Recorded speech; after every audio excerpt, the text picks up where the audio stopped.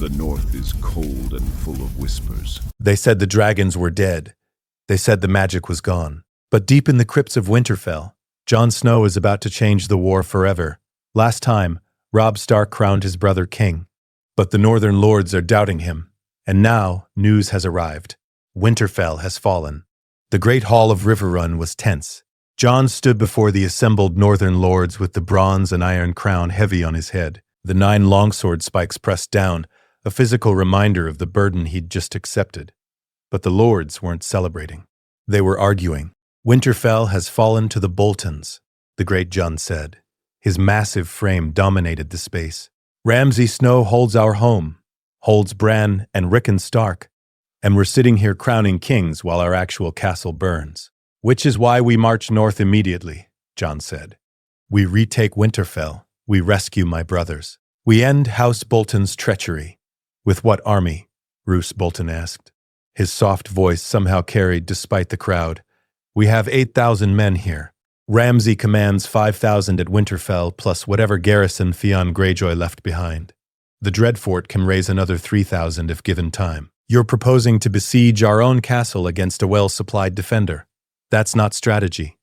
That's suicide. We have right on our side, Jon said. Winterfell is Stark land. The North remembers. Lords will rally to us once they see we're serious about retaking our home. The North remembers that you're a bastard, Rickard Karstark said. His voice was cold. Legitimized bastard, yes. Targaryen bastard, yes. But still a Snow by birth. And you expect us to die retaking a castle so you can sit in the seat your bastard blood denied you your entire life? The room erupted, half the lords shouting at Karstark for the insult, the other half muttering agreement. Jon felt the crown pressing heavier, felt the impossibility of what Robb had asked him to do. Robb stepped forward. Jon is a Stark, more Stark than Targaryen, raised by our father. Trained in our ways, he follows the old gods. He knows duty and honor. The legitimization is legal and binding, and he's our best chance to unite the North and the South against the Lannisters. He hasn't done anything yet, Mage Mormont said. We crowned him based on promises and prophecy, but he hasn't won a battle, hasn't retaken anything, hasn't proven he deserves the crown. I supported him. I'll continue supporting him.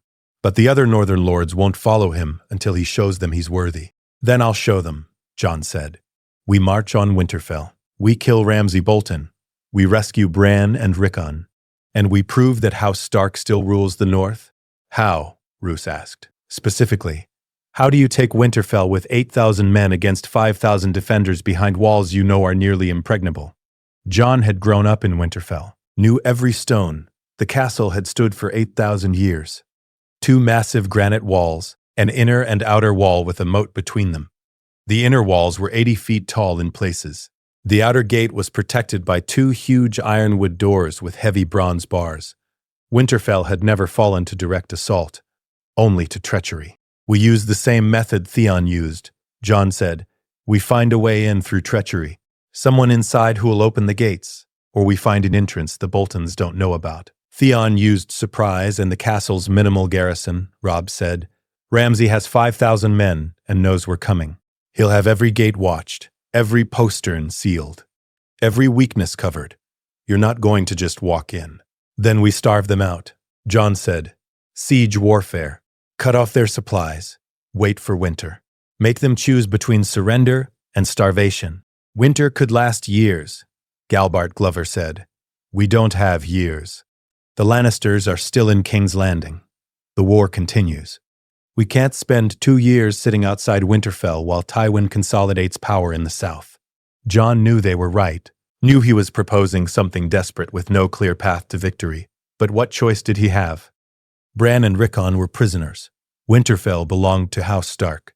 And if he didn't retake it, the northern lords would never truly accept him as king. I'll find a way, Jon said. I grew up in that castle. I know it better than Ramsay does. There are secrets in Winterfell. Ways in that haven't been used in centuries. I'll find them. You're gambling, Roose said. Gambling that you'll discover some secret passage or hidden entrance that no one else knows about. That's not strategy. That's hope. Hope is what we have, Jon said. Hope and duty and the knowledge that leaving Winterfell in Bolton hands is unacceptable. So we march. And we find a way. Or we die trying. The lords were quiet, measuring him, judging whether this young king had the wisdom to lead them, or whether they'd made a terrible mistake. Catelyn Stark stood. I'll come with you. Bran and Rickon are my sons.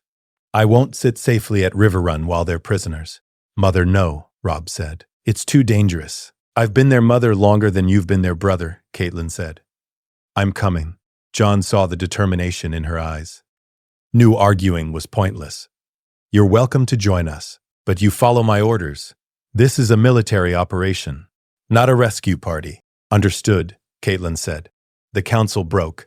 Lords dispersed to prepare their men for the march north.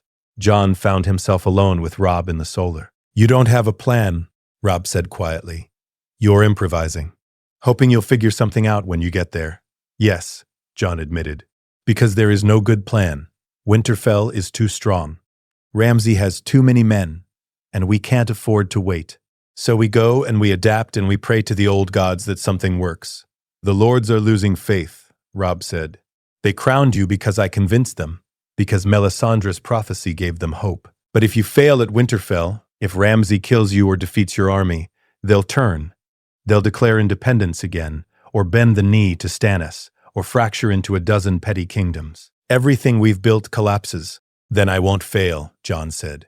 How? Robb pressed. How do you win this, Jon? I don't know yet, Jon admitted. But I will. I have to. Robb studied him for a long moment. You're different, since father legitimized you, since you took the crown. You're carrying weight I've never seen on you before. I'm carrying the weight of being king, Jon said. Of having thousands of lives dependent on my decisions. Of knowing that if I'm wrong, people die. That's heavier than anything I've ever felt. Father carried it his entire life, Robb said, and it never broke him. It won't break you either. Father had 20 years to grow into being Lord of Winterfell, Jon said. I've had 3 days as king, and I'm already marching into a battle I don't know how to win. Then trust yourself, Robb said. Trust your instincts. You're Ned Stark's son, in the ways that matter. You know honor. You know duty. You know the North. That's enough. Jon wanted to believe him. Wanted to think that Stark honor and northern values would be sufficient to overcome impossible odds. But he'd seen too much to believe in simple answers. I should find Ghost, Jon said. Before we march, he left the Solar and searched Riverrun until he found the white direwolf in the Godswood. Ghost sat before the heart tree, a great oak with a face carved in the trunk. Not a proper weirwood, but the closest thing Riverrun had. Jon sat beside Ghost and placed his hand on the wolf's white fur. Ghost pressed closer. Silent as always, the albino direwolf had never made a sound in his life, but his red eyes conveyed understanding. We're going home, Jon told Ghost. Back to Winterfell, back to where we grew up. But it's going to be a fight. Ramsay Bolton has it. Has Bran and Rickon. We have to get them out. Ghost's red eyes studied him.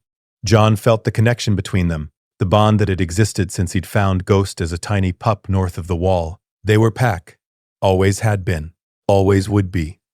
Jon slipped into Ghost's mind. The transition was easier now after months of practice.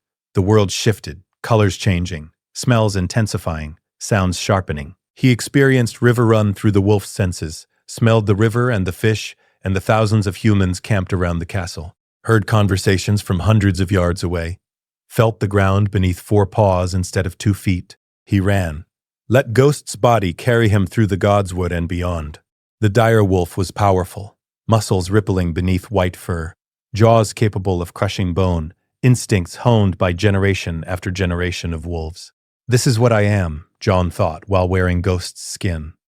Predator, hunter, wolf, not king, not Targaryen, just pack. He pulled back from Ghost's mind. The transition left him disoriented as always. The human body felt limiting after experiencing the wolf's superior senses. We'll win, Jon told Ghost. Somehow, we'll take back Winterfell and rescue the boys and prove to the North that House Stark still rules. Ghost said nothing, just pressed closer, constant and loyal. They marched at dawn. 8,000 men moving north from Riverrun. The army was a mix of northern and river lords. Greatjohn's forces from Last Hearth, Mormont's from Bear Island, Glover's from Deepwood Moat, Manderly's from White Harbor. Plus river lords who'd sworn to support Jon's claim. Blackwoods, Brackens, Mallisters. Jon rode at the front with Robb and Catelyn. Ghost padded beside his horse. The white direwolf drew stares from every soldier they passed.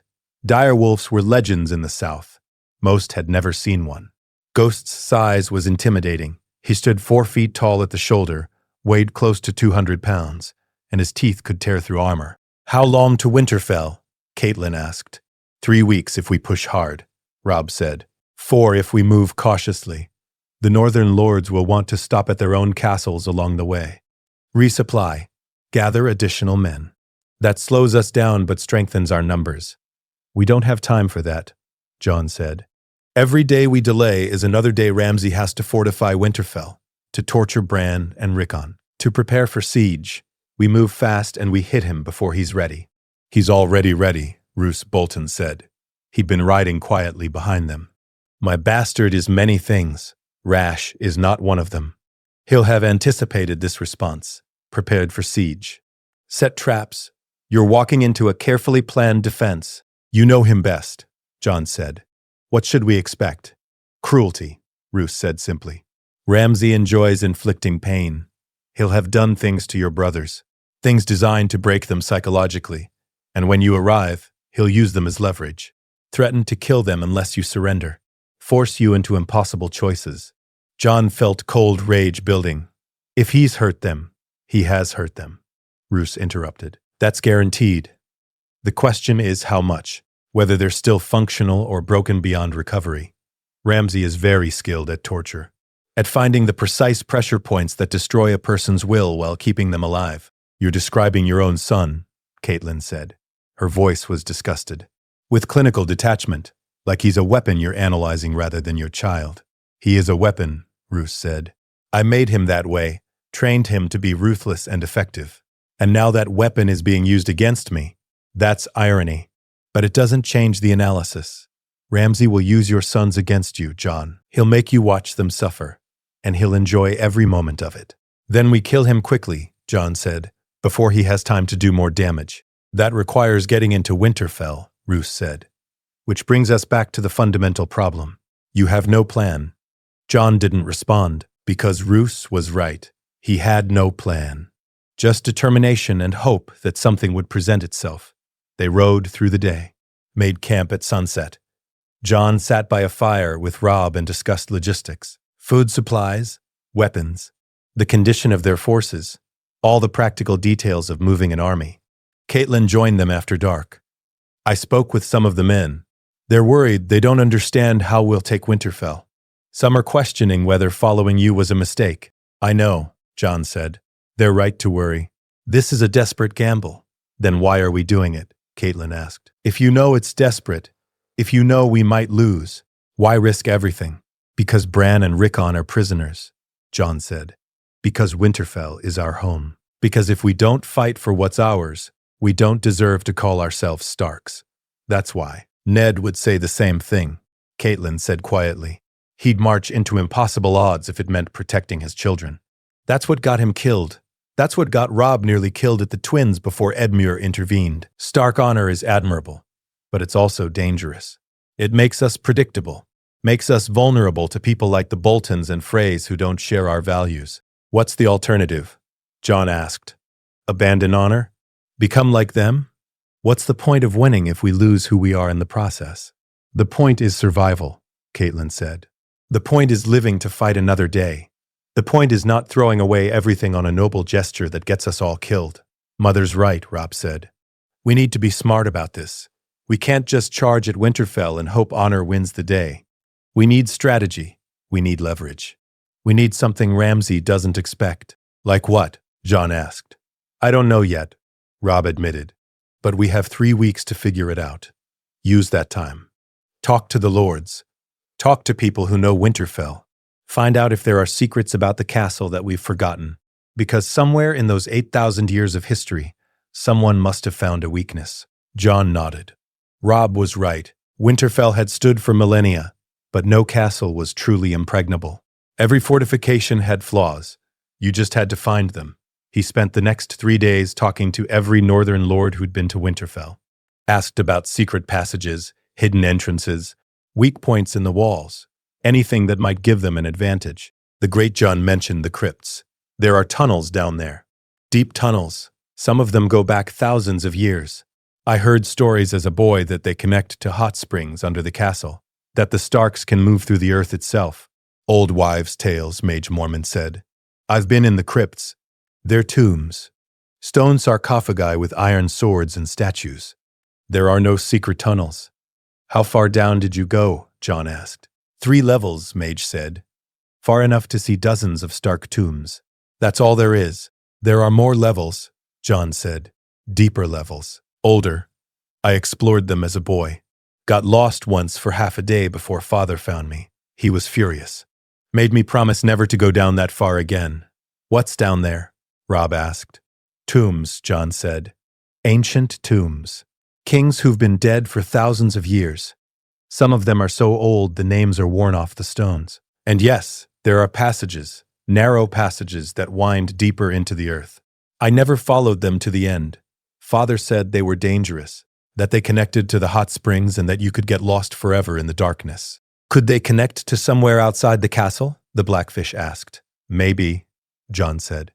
I don't know. I never explored that far, but if there is a secret entrance to Winterfell, it would be through the crypts. That's where the oldest construction is, where the first men built their original structures before the castle above was raised. So we send a small team through the crypts, Robb said, while the main army besieges the castle. The team finds a way in, opens the gates from inside. We rush in before Ramsay can respond. That only works if the crypts actually do connect to the outside, the Blackfish said. If they don't, your team is just trapped underground while Ramsay holds the castle. It's still our best option, Jon said. Better than a frontal assault. Better than a siege that could last years. We try the crypts, and if that fails, we improvise. The march continued. They moved through the riverlands and into the north. The landscape changed gradually, greener giving way to rockier, trees becoming more dense, temperature dropping. This was home. This was the north. Jon felt it in his bones. They stopped at Moat Cailin, the ancient fortress that guarded the neck. It was mostly ruins now, but still strategically important. If Ramsay sent forces south, Moat Cailin would slow them. We should leave a garrison, Roose suggested. 500 men, enough to hold the moat if the Boltons try to flank us. We need every man for Winterfell, Jon said. You need a secure line of retreat, Roose countered. If Winterfell goes badly, if Ramsay defeats you, you need a fallback position. Moat Cailin provides that. Jon hated the calculation, hated planning for failure. But Roose was right. Fine. 500 men under a competent commander. They hold the moat. The rest of us push on to Winterfell. They left the garrison and continued north. The weather grew colder. Snow began to fall, light at first, then heavier. Winter was coming. The North's ancient words weren't a threat. They were a warning, a promise. Winter always came, and winter killed. 2 weeks into the march, a scout returned with news. Winterfell is fully garrisoned, the scout reported. Ramsay has approximately 5,000 men. The walls are manned constantly. Every gate is sealed, and there are patrols in the Wolfswood. They're watching for your approach. Any sign of Bran or Rickon? Caitlin asked urgently. No, my lady, the scout said. I couldn't get close enough to see inside the castle proper. But the Boltons are flying their banners. The flayed man. They've claimed Winterfell as their own. Jon felt rage burn through him. The flayed man flying over Winterfell. Over Starkland. Over his home. It was an insult that demanded blood. How long until we reach the castle? Jon asked. 4 days at current pace, the scout said. Maybe 3 if you push hard. We push hard, Jon said. I want to be outside Winterfell's walls in 3 days. The army moved faster, soldiers grumbling about the pace but following orders. Jon rode at the front with Ghost beside him. The white direwolf seemed to sense they were approaching home. His red eyes were alert, scanning the landscape constantly. On the 3rd day, they saw Winterfell in the distance. The castle rose from the landscape like a gray mountain. 2 massive walls encircled it. Smoke rose from dozens of chimneys, evidence of the hot springs that heated the castle even in winter. The Stark direwolf should have flown from the towers. Instead, the Bolton-flayed man rippled in the wind. Jon felt something twist in his chest. This was his home, where he'd grown up, where he'd trained in the yard with Robb and Theon, where he'd learned to read in the library with Maester Luwin, where he'd prayed in the Godswood before the Heart Tree, and now it belonged to House Bolton. "We make camp," Jon ordered. "Out of arrow range, we assess the defenses, and we plan our assault." The army settled into position around Winterfell. Not a complete encirclement, they didn't have enough men for that, but enough to cut off the main approaches and establish siege lines. Jon studied the castle from a distance. The walls were exactly as he remembered, 80 feet tall in places, thick gray granite that had withstood 8,000 years of weather and war. The main gate was ironwood reinforced with bronze. The battlements were filled with Bolton soldiers. "It's as strong as I remembered," Robb said beside him. "Maybe stronger." Ramses added defenses. "See the ballistae on the towers? Those weren't there before." Jon saw them. Heavy crossbows capable of firing bolts the size of spears, designed to kill men in armor or horses, positioned to cover every approach to the gates. "We can't assault directly," the great Jon said. "Those ballistae would tear us apart before we reach the walls, which means we use the crypts," Jon said. "Tonight I take a small team through the tunnels. We find a way into the castle. We open the gates from inside. The army rushes in. If there is no way through the tunnels," Catelyn asked. "Then we die underground," Jon said. "But at least we tried." "I'm coming with you," Robb said. "No," Jon said. "You stay with the army. If this fails, if I die in the crypts, you lead the assault. You're still king in the north. The lords will follow you if I'm gone." "Jon, that's an order," Jon said. "From your king. You stay here." Robb looked like he wanted to argue, but finally nodded. "Fine. But take good men with you. Men who can fight in tight spaces. Men you trust."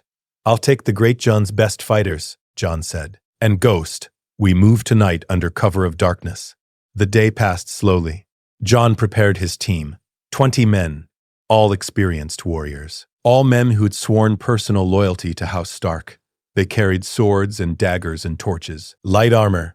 Nothing that would slow them in the narrow passages. As darkness fell, Jon gathered them in his tent. "We're going into the Winterfell crypts," Jon said. "Through tunnels that might not lead anywhere, might collapse on us, might trap us forever. This is dangerous, possibly suicidal. Anyone who wants to back out can do so now without shame." No one moved. "Good," Jon said. "We leave in an hour. Approach from the east where the Wolfswood gives us cover. The entrance to the crypts is through the Lich Yard, the area outside the walls where small folk bury their dead. There's a hidden door there that leads to the lower levels. Father showed it to me once in case I ever needed to escape the castle secretly." "How do we get to the Lich Yard without being seen?" one of the men asked. "Carefully," Jon said. "And quickly. The moon is dark tonight. We use that. We move silent. We stay low. And we pray the Bolton patrols don't spot us." They left camp after full dark, 20 men and 1 white direwolf moving through the night. The wolf's wood was dense, ancient oaks and sentinels and soldier pines providing cover. They moved carefully, every sound amplified in the darkness. Jon led them toward the Lich Yard. It was northeast of Winterfell, outside the walls, accessible without crossing Bolton lines. The area was overgrown, generations of small folk graves marked with simple stones. Some dated back centuries. "There," Jon whispered, pointing to a moss-covered structure. It looked like a small mausoleum.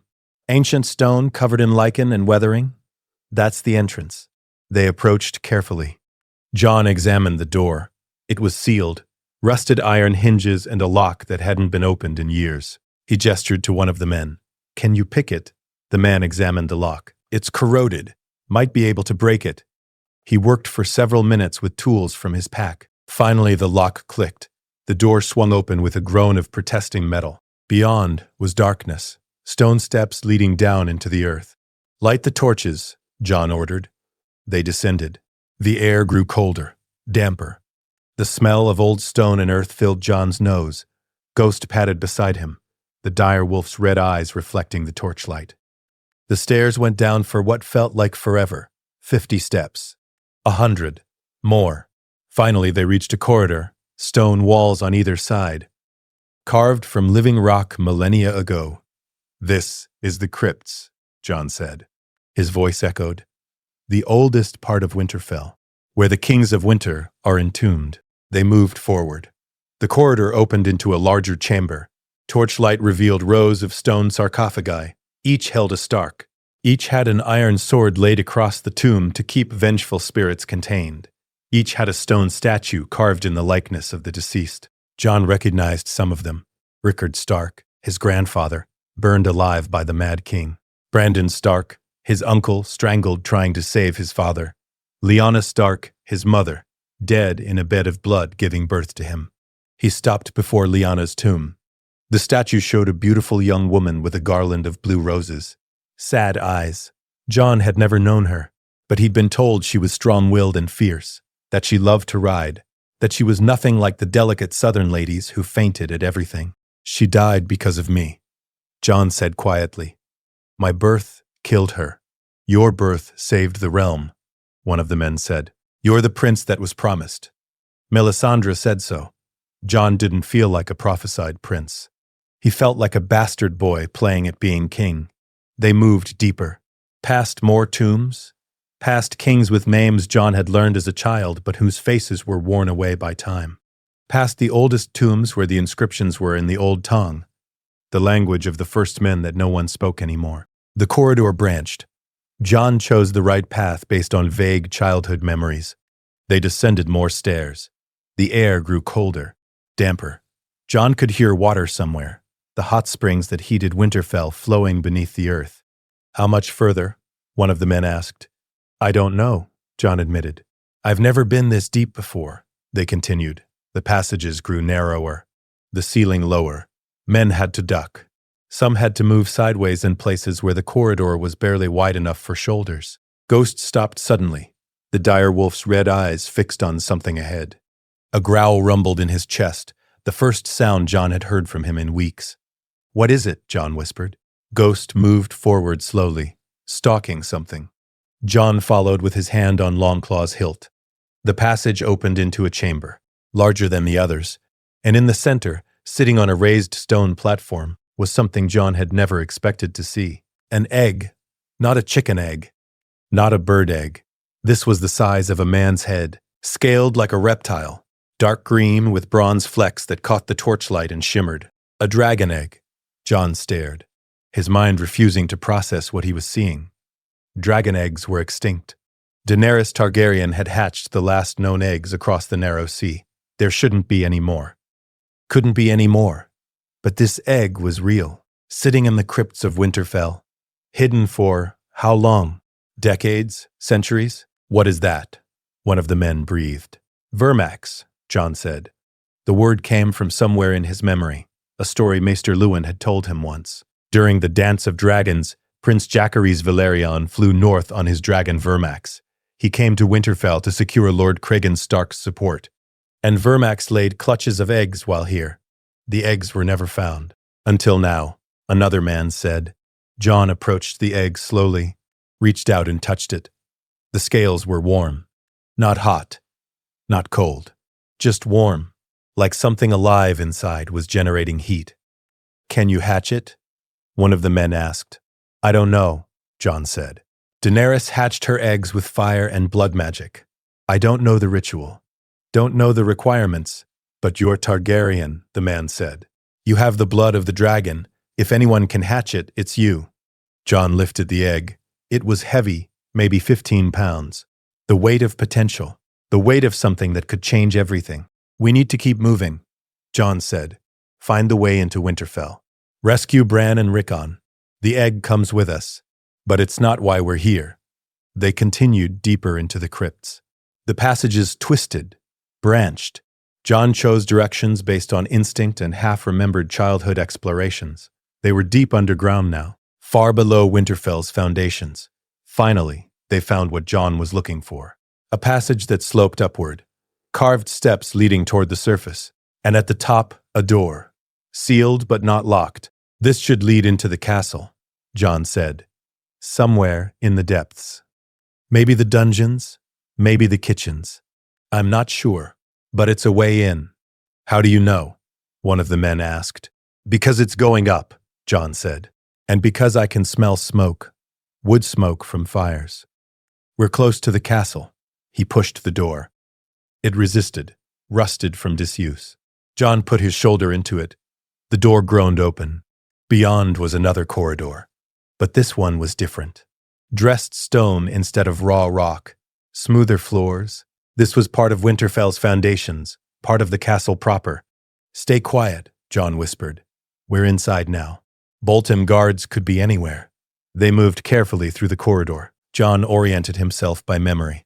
They were in the oldest part of the castle. The first levels built by Bran the Builder thousands of years ago.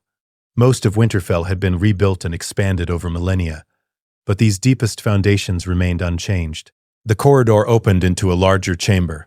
Jon recognized it. The Undercroft. Where supplies were stored, where barrels of salt and grain and dried meat waited for winter, the room was filled with provisions.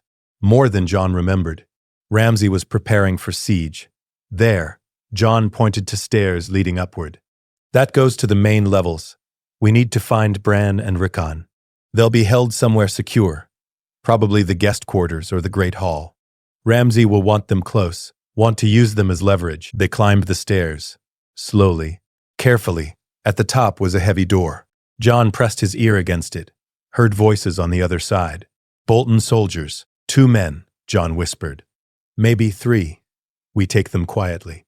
He opened the door fast. The men beyond barely had time to react.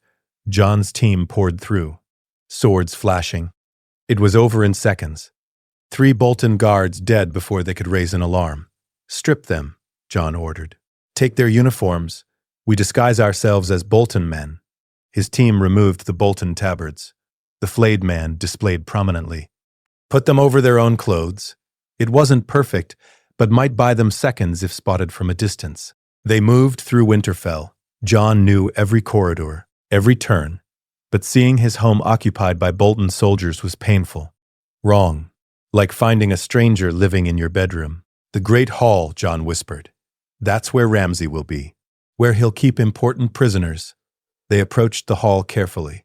Jon peered around a corner, saw dozens of Bolton soldiers.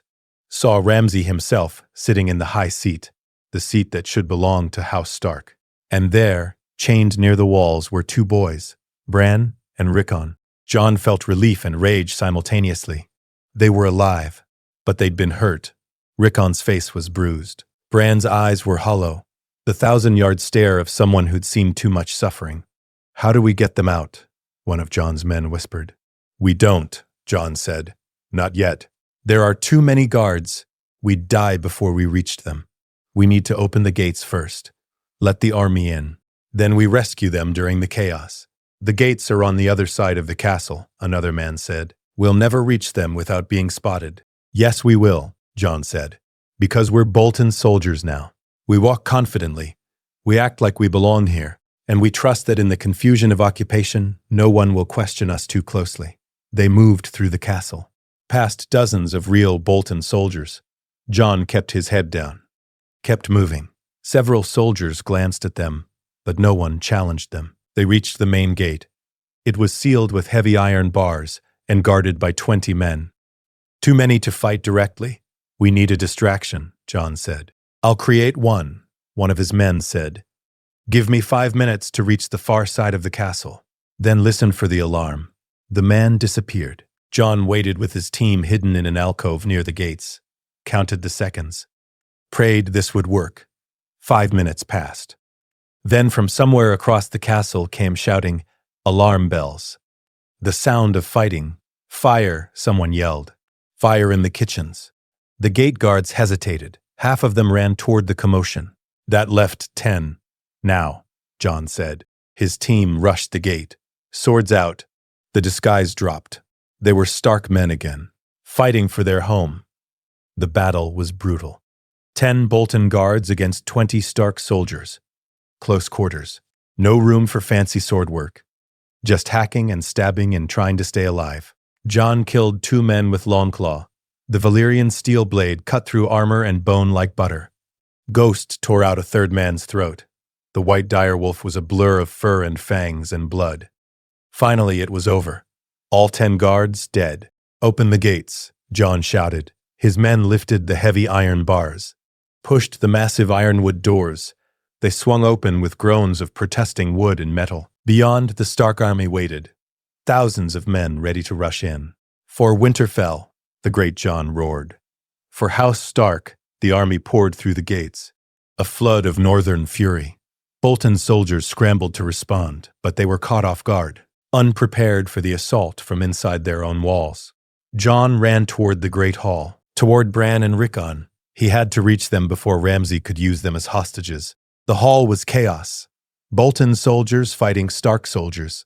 Bodies everywhere, blood on the ancient stones. And there was Ramsay, standing over Bran with a knife. His face was twisted with rage, and something else. Something worse. Pleasure. He was enjoying this. "Ramsay," Jon shouted. Ramsay looked up, saw Jon, smiled. Jon Snow, or should I say Jon Stark, the bastard king. "I've heard so much about you." "Let them go," Jon said, Longclaw in hand, Ghost beside him growling. "Or what?" Ramsay asked. "You'll kill me. I have a knife to your brother's throat. You take one step and I open his neck." Jon stopped, calculated. Ramsay was dangerous, unpredictable, but also arrogant, overconfident. "You can't win," Jon said. "The castle is taken. Your men are being slaughtered. Surrender and I'll give you a quick death." "Quick deaths are boring," Ramsay said. "I prefer slow, painful, artistic, like what I did to your brothers. Would you like to hear about it? How I hurt them, how they screamed." Jon felt rage building. Pure Stark rage, the same rage that had led Ned Stark to execute the Night's Watch deserter. The same rage that had led Brandon Stark to ride to King's Landing demanding Rhaegar's death. "You're going to die screaming," Jon promised. "Maybe," Ramsay said. "But not today, because I'm very good at surviving." He threw the knife. Not at Bran, at Jon. A distraction. Jon dodged. The knife sailed past him. Ramsay ran, fast, toward a side exit. "Guard Bran and Rickon," Jon shouted to his men. Then he chased. Ramsay was fast, knew the castle well. He led Jon through corridors and upstairs and across walkways. They ended up on the battlements. High above the castle, wind whipping, snow falling. "This is where it ends," Ramsay said. He drew his sword. "Just you and me, the bastard king versus the bastard of Bolton." They circled each other. Longclaw versus Ramsay's sword, Valyrian steel versus castle-forged steel. Ramsay attacked first. Fast strikes, probing Jon's defenses. Jon blocked, parried, waited for an opening. They fought across the battlements, swords clashing, sparks flying where blades met. Below them, the battle raged. Stark forces overwhelming Bolton defenders. "You've already lost," Jon said. "Your men are dying. Your castle is taken. This is over." "Nothing's ever over," Ramsay said. "I'll just rebuild. Find new men, new victims. That's what I do. I survive. I endure. I thrive on chaos." "Not this time," Jon said. He pressed the attack. Longclaw's superior steel giving him advantage. Each strike drove Ramsay back. Toward the edge of the battlements, Ramsay realized too late where he was. His back foot slipped on ice. He windmilled his arms, tried to catch balance. Jon could have stopped then. Could have let Ramsay fall, but that would be quick, easy. And after everything Ramsay had done to Bran and Rickon, after all the suffering he'd inflicted, easy wasn't justice. Jon grabbed Ramsay's collar, pulled him back from the edge. "You don't get to fall," Jon said. "You get to answer for your crimes." He dragged Ramsay down from the battlements, back to the Great Hall. The battle was over now. Bolton forces had surrendered or been killed. The hall was filled with Stark soldiers, with northern lords. Jon threw Ramsay at their feet. "This is Ramsay Snow," Jon said, "bastard of Roose Bolton. He tortured my brothers. He stole our home. He deserves death." "Then give it to him," the great Jon said. "Execute him here, now." Jon looked at Bran and Rickon. They'd been freed from their chains. Catelyn was holding them.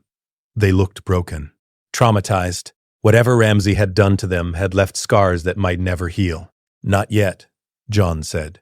First, he confesses. Every crime, every victim, everything he's done, we record it all. Then he dies. Ramsay laughed. It was a terrible sound. You think I'll confess? You think you can break me? I am the one who breaks others. I am the artist of pain. You can't. Jon punched him. Hard. Ramsay's head snapped back. Blood poured from his nose. You'll confess, Jon said quietly, or I'll let Ghost eat you alive. Slowly, starting with your fingers and toes and working inward. Your choice. Ramsay looked at Ghost. The white direwolf's red eyes were fixed on him, jaws open, teeth stained with blood from the battle. I'll confess, Ramsay said quickly. They brought scribes, recorded every word. Ramsay confessed to dozens of crimes. Torture, murder, rape, things Jon hadn't imagined anyone could do, things that turned his stomach. When it was finally done, when every crime was recorded and witnessed, Jon stood. Ramsay Snow, Jon said formally. For your crimes against House Stark, against the North, against every law of gods and men, I sentence you to die. How? Ramsay asked. Quick? Slow? Will you make it theatrical? I'll make it just, Jon said. He drew Longclaw. The man who passes the sentence should swing the sword. That was Ned Stark's way. The northern way. Jon swung. Longclaw's Valyrian steel passed through Ramsay's neck cleanly. The head fell. The body collapsed. It was over. The hall erupted in cheers. King Jon! King in the north! The Wolf King? But Jon didn't feel victorious. He felt tired. Hollowed out, he'd just killed a man in cold blood. Executed him after forcing a confession. It was justice. But it was also violence. Death. Taking a life. He cleaned Longclaw and sheathed it. Looked at Bran and Rickon. They needed care. Needed healing. Needed time to recover from whatever horrors Ramsay had inflicted. Get them to the maester, Jon told Catelyn. Whatever they need. Food, warmth, medicine, everything. What about you? Catelyn asked. I need to secure the castle, Jon said. Make sure there are no Bolton holdouts. Then we burn their banners and raise the Stark direwolf again. He spent the next hours doing exactly that. Searching every room, every corridor, confirming that Winterfell was truly retaken. That House Stark ruled again. Finally, as dawn approached, Jon climbed to the highest tower, watched as his men lowered the Bolton flayed man and raised the Stark direwolf. Gray on white, the ancient symbol of his house flying over his home again. Robb joined him on the tower. You did it. You took Winterfell, rescued Bran and Rickon, proved yourself to the Northern Lords. This is a victory, Jon. It doesn't feel like victory, Jon said.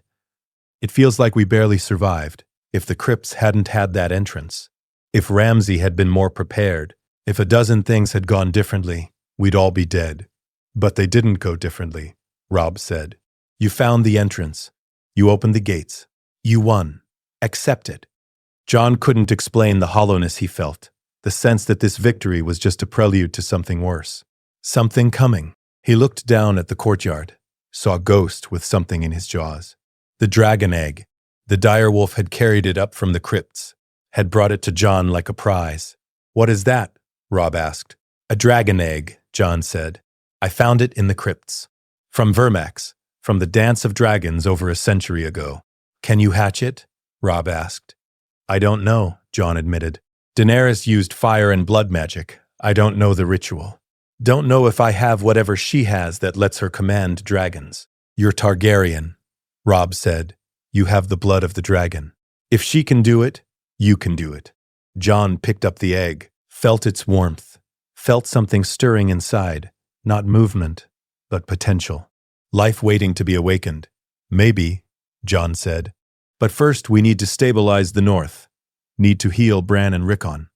Need to prove to the lords that retaking Winterfell wasn't just luck. We have work to do before I start trying to hatch dragons. But even as he said it, Jon knew the egg would haunt him, would call to him, would demand attention. Because somewhere inside that scaled shell was a dragon, a creature of fire and magic. A weapon that could change everything. And Jon Snow, Jon Targaryen, was the only person who might be able to awaken it.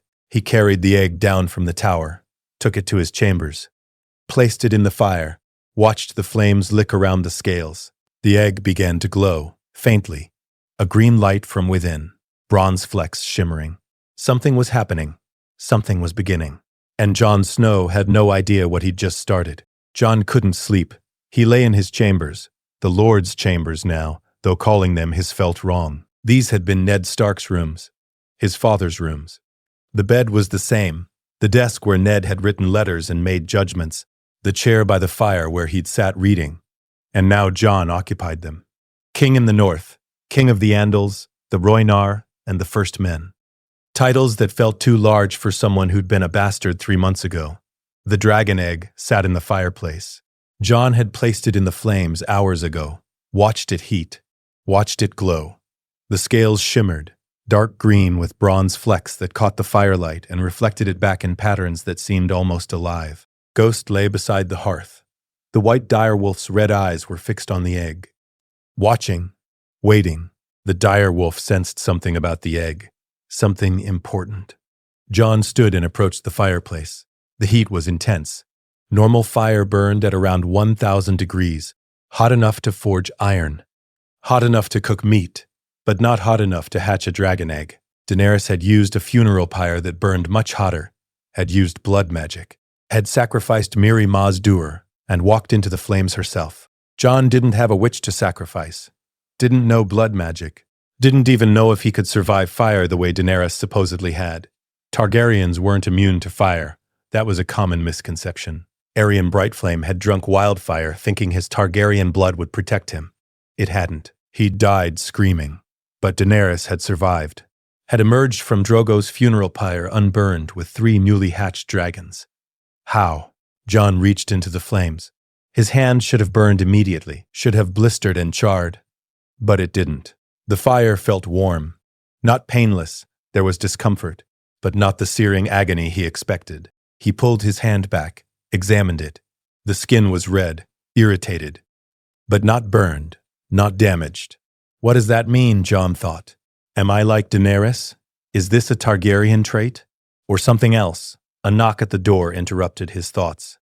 Come in, Jon called. Maester Luwin entered.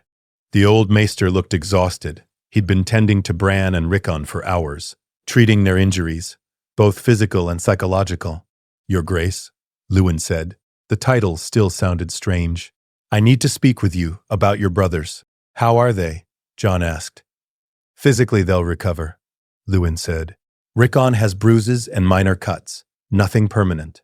Bran's legs are still crippled from his fall years ago, but Ramsay didn't damage them further. Physically, they're lucky. And psychologically? Jon asked, though he already knew the answer would be bad. Rickon has nightmares, Luwin said. Wakes screaming. Won't let anyone touch him except your mother. He's regressed, acting younger than his age, clinging, fearful. That will take time to heal. And Bran? Jon asked. Luwin was quiet for a moment. Bran is worse. Ramsay focused on him, tortured him more systematically. Psychological torture. Making him watch things, making him believe terrible things about his family, about himself. Bran barely speaks now. Just stares. I've seen this before in soldiers who've experienced too much combat, in prisoners who've been broken by extended captivity. The mind protects itself by shutting down. Jon felt rage building. Ramsay was dead, but death had been too quick, too merciful.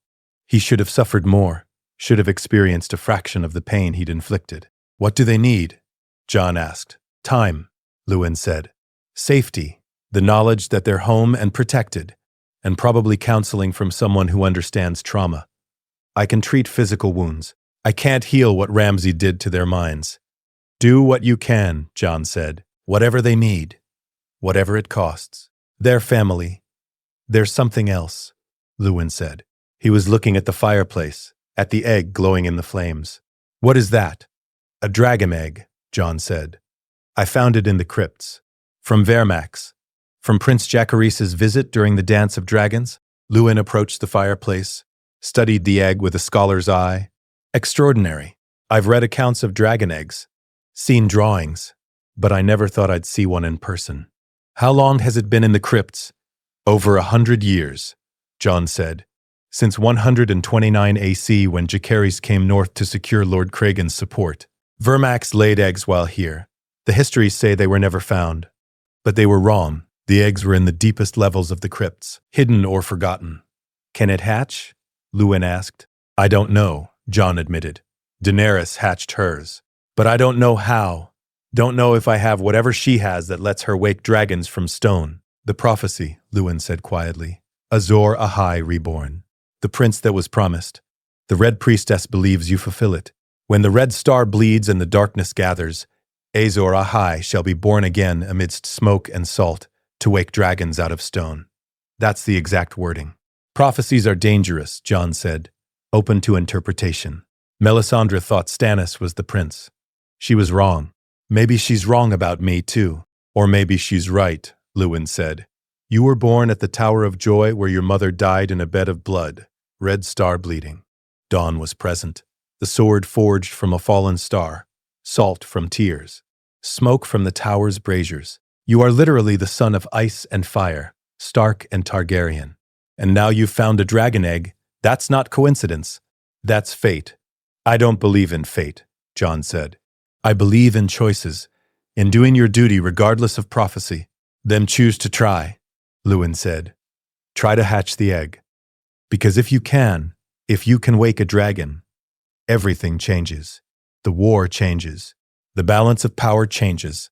Your claim to the throne becomes undeniable. I don't want the throne because I have a dragon, Jon said. I want to earn it through leadership, through proving I'm worthy. The two aren't mutually exclusive, Luwin said. Good leadership means using every advantage, every weapon.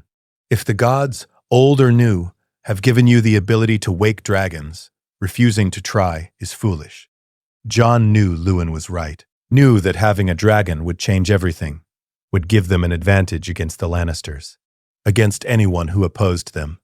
But it also frightened him. Dragons were weapons of mass destruction. Harrenhal proved that. The Field of Fire proved that. One dragon had ended House Hoare. 3 dragons had conquered 6 kingdoms. What would Jon become if he commanded a dragon? Would he stay Jon Snow, the bastard who understood duty and honor? Or would he become something else? Something more like the Targaryen conquerors who'd burned their enemies and ruled through fear. I'll try, Jon said finally. But I don't know how. Daenerys used fire and blood magic, sacrificed a witch, walked into flames. I can't do that. Perhaps you don't need to, Luwin said. Perhaps your blood is enough. The Targaryens had an affinity for dragons, could command them, bond with them. Maybe that's all it takes, touching the egg while it's hot enough, letting it sense your blood. And if that kills me? Jon asked. Then you die trying, Luwin said. But I don't think it will. I think you're meant to do this. I think this egg has been waiting in the crypts for over a century, specifically for you, for this moment. Luwin left. Jon stood alone with Ghost and the glowing egg. The direwolf had moved closer to the fireplace, was sniffing the egg, red eyes reflecting the flames. What do you think? Jon asked Ghost. Should I try? Ghost said nothing, never did. But the direwolf pressed against Jon's leg, solid, real, constant. Jon reached into the fire again. This time he touched the egg directly. The scales were hot, very hot, but not unbearable. He wrapped his fingers around it, felt the warmth radiating through the shell, and felt something else. A presence, a consciousness, something alive inside the egg, sleeping, waiting, dreaming of fire and flight and freedom. Jon pulled the egg from the flames. It glowed brighter now, the bronze flecks shimmering, the green scales seeming to pulse with internal light. He held it against his chest, felt his heart beating, felt the egg's warmth spreading through his body, felt something connecting, linking, a bond forming between his blood and whatever slept inside the shell. Wake up and live. The egg grew hotter. The glow intensified. Jon's hands should have been burning, but they weren't. The Targaryen blood in his veins was protecting him, allowing him to hold fire itself. The egg cracked. A single line appeared across the shell. Then another. Then dozens. The entire egg spider webbing with fractures. Green light blazing through the cracks. The shell exploded. Fragments flew everywhere. Jon stumbled backward. Ghost leaped away with a yelp, and there, in Jon's hands, was a dragon. Tiny, newborn, wet with egg fluid, but unmistakably a dragon. Its scales were jade green, the same color as the egg. Bronze eyes blinked open. A forked tongue tasted the air. Membranous wings, translucent and delicate, unfolded. The dragon was maybe a foot long from snout to tail, weighed perhaps 2 pounds, but it was alive. Real. Moving. The dragon looked at Jon with those bronze eyes, tilted its head, then opened its mouth and breathed fire, a small gout of flame. Maybe 6 inches long, orange and yellow shot through with veins of green. The fire washed over Jon's chest. Should have burned him. Should have ignited his clothing. But it didn't. The flames felt warm, pleasant, like sunlight on a cold day. The dragon chirped, a sound like a bird, but deeper. It climbed up Jon's arm, claws digging into his sleeve, perched on his shoulder, wrapped its tail around Jon's neck for balance. Jon stood frozen, couldn't process what had just happened. Couldn't believe he was holding a living dragon, the first dragon hatched in the north in over a century, maybe ever. Ghost approached cautiously, sniffed the dragon. The dragon hissed, a warning. Ghost backed away but didn't seem hostile. Just curious. What do I name you? Jon asked the dragon. The dragon chirped again, nuzzled against Jon's neck. The scales were warm, smooth, surprisingly soft for something that looked like armored reptile. Jon thought about names, thought about Rhaegal, the dragon Daenerys had named for his father, but this wasn't Rhaegal. This was a different dragon, a northern dragon, hatched in Winterfell, born in the crypts where kings of winter slept. Vermax, Jon said, after your mother, after the dragon who laid your egg. You're Vermax's son, so you'll be Vermax too. The dragon chirped, seemed to accept the name, breathed another small gout of flame. The fire was stronger this time, nearly a foot long. The dragon was learning, growing, even in these first minutes of life. A pounding on the door. Your Grace, a guard's voice. We saw fire. Are you all right? I'm fine, Jon called. Don't enter. Your Grace, we need to. I said I'm fine, Jon repeated firmly. Return to your posts. That's an order. Silence, then retreating footsteps. Jon looked at Vermax. The dragon had settled on his shoulder, was preening its wings, cleaning the egg fluid from its scales with its tongue. What have I done? Jon thought. I've hatched a dragon, brought fire and magic back to the north, changed everything. He spent the rest of the night with Vermax, feeding the dragon small pieces of meat from his own dinner, watching it eat with surprising delicacy.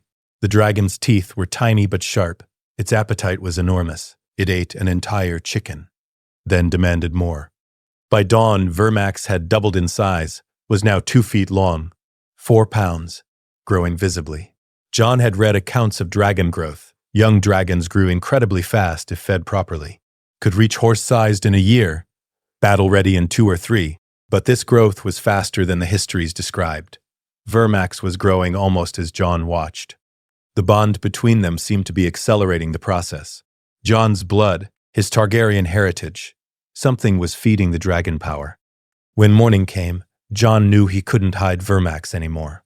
Had to reveal the dragon to his lords. Had to deal with the consequences. He called a council in the Great Hall.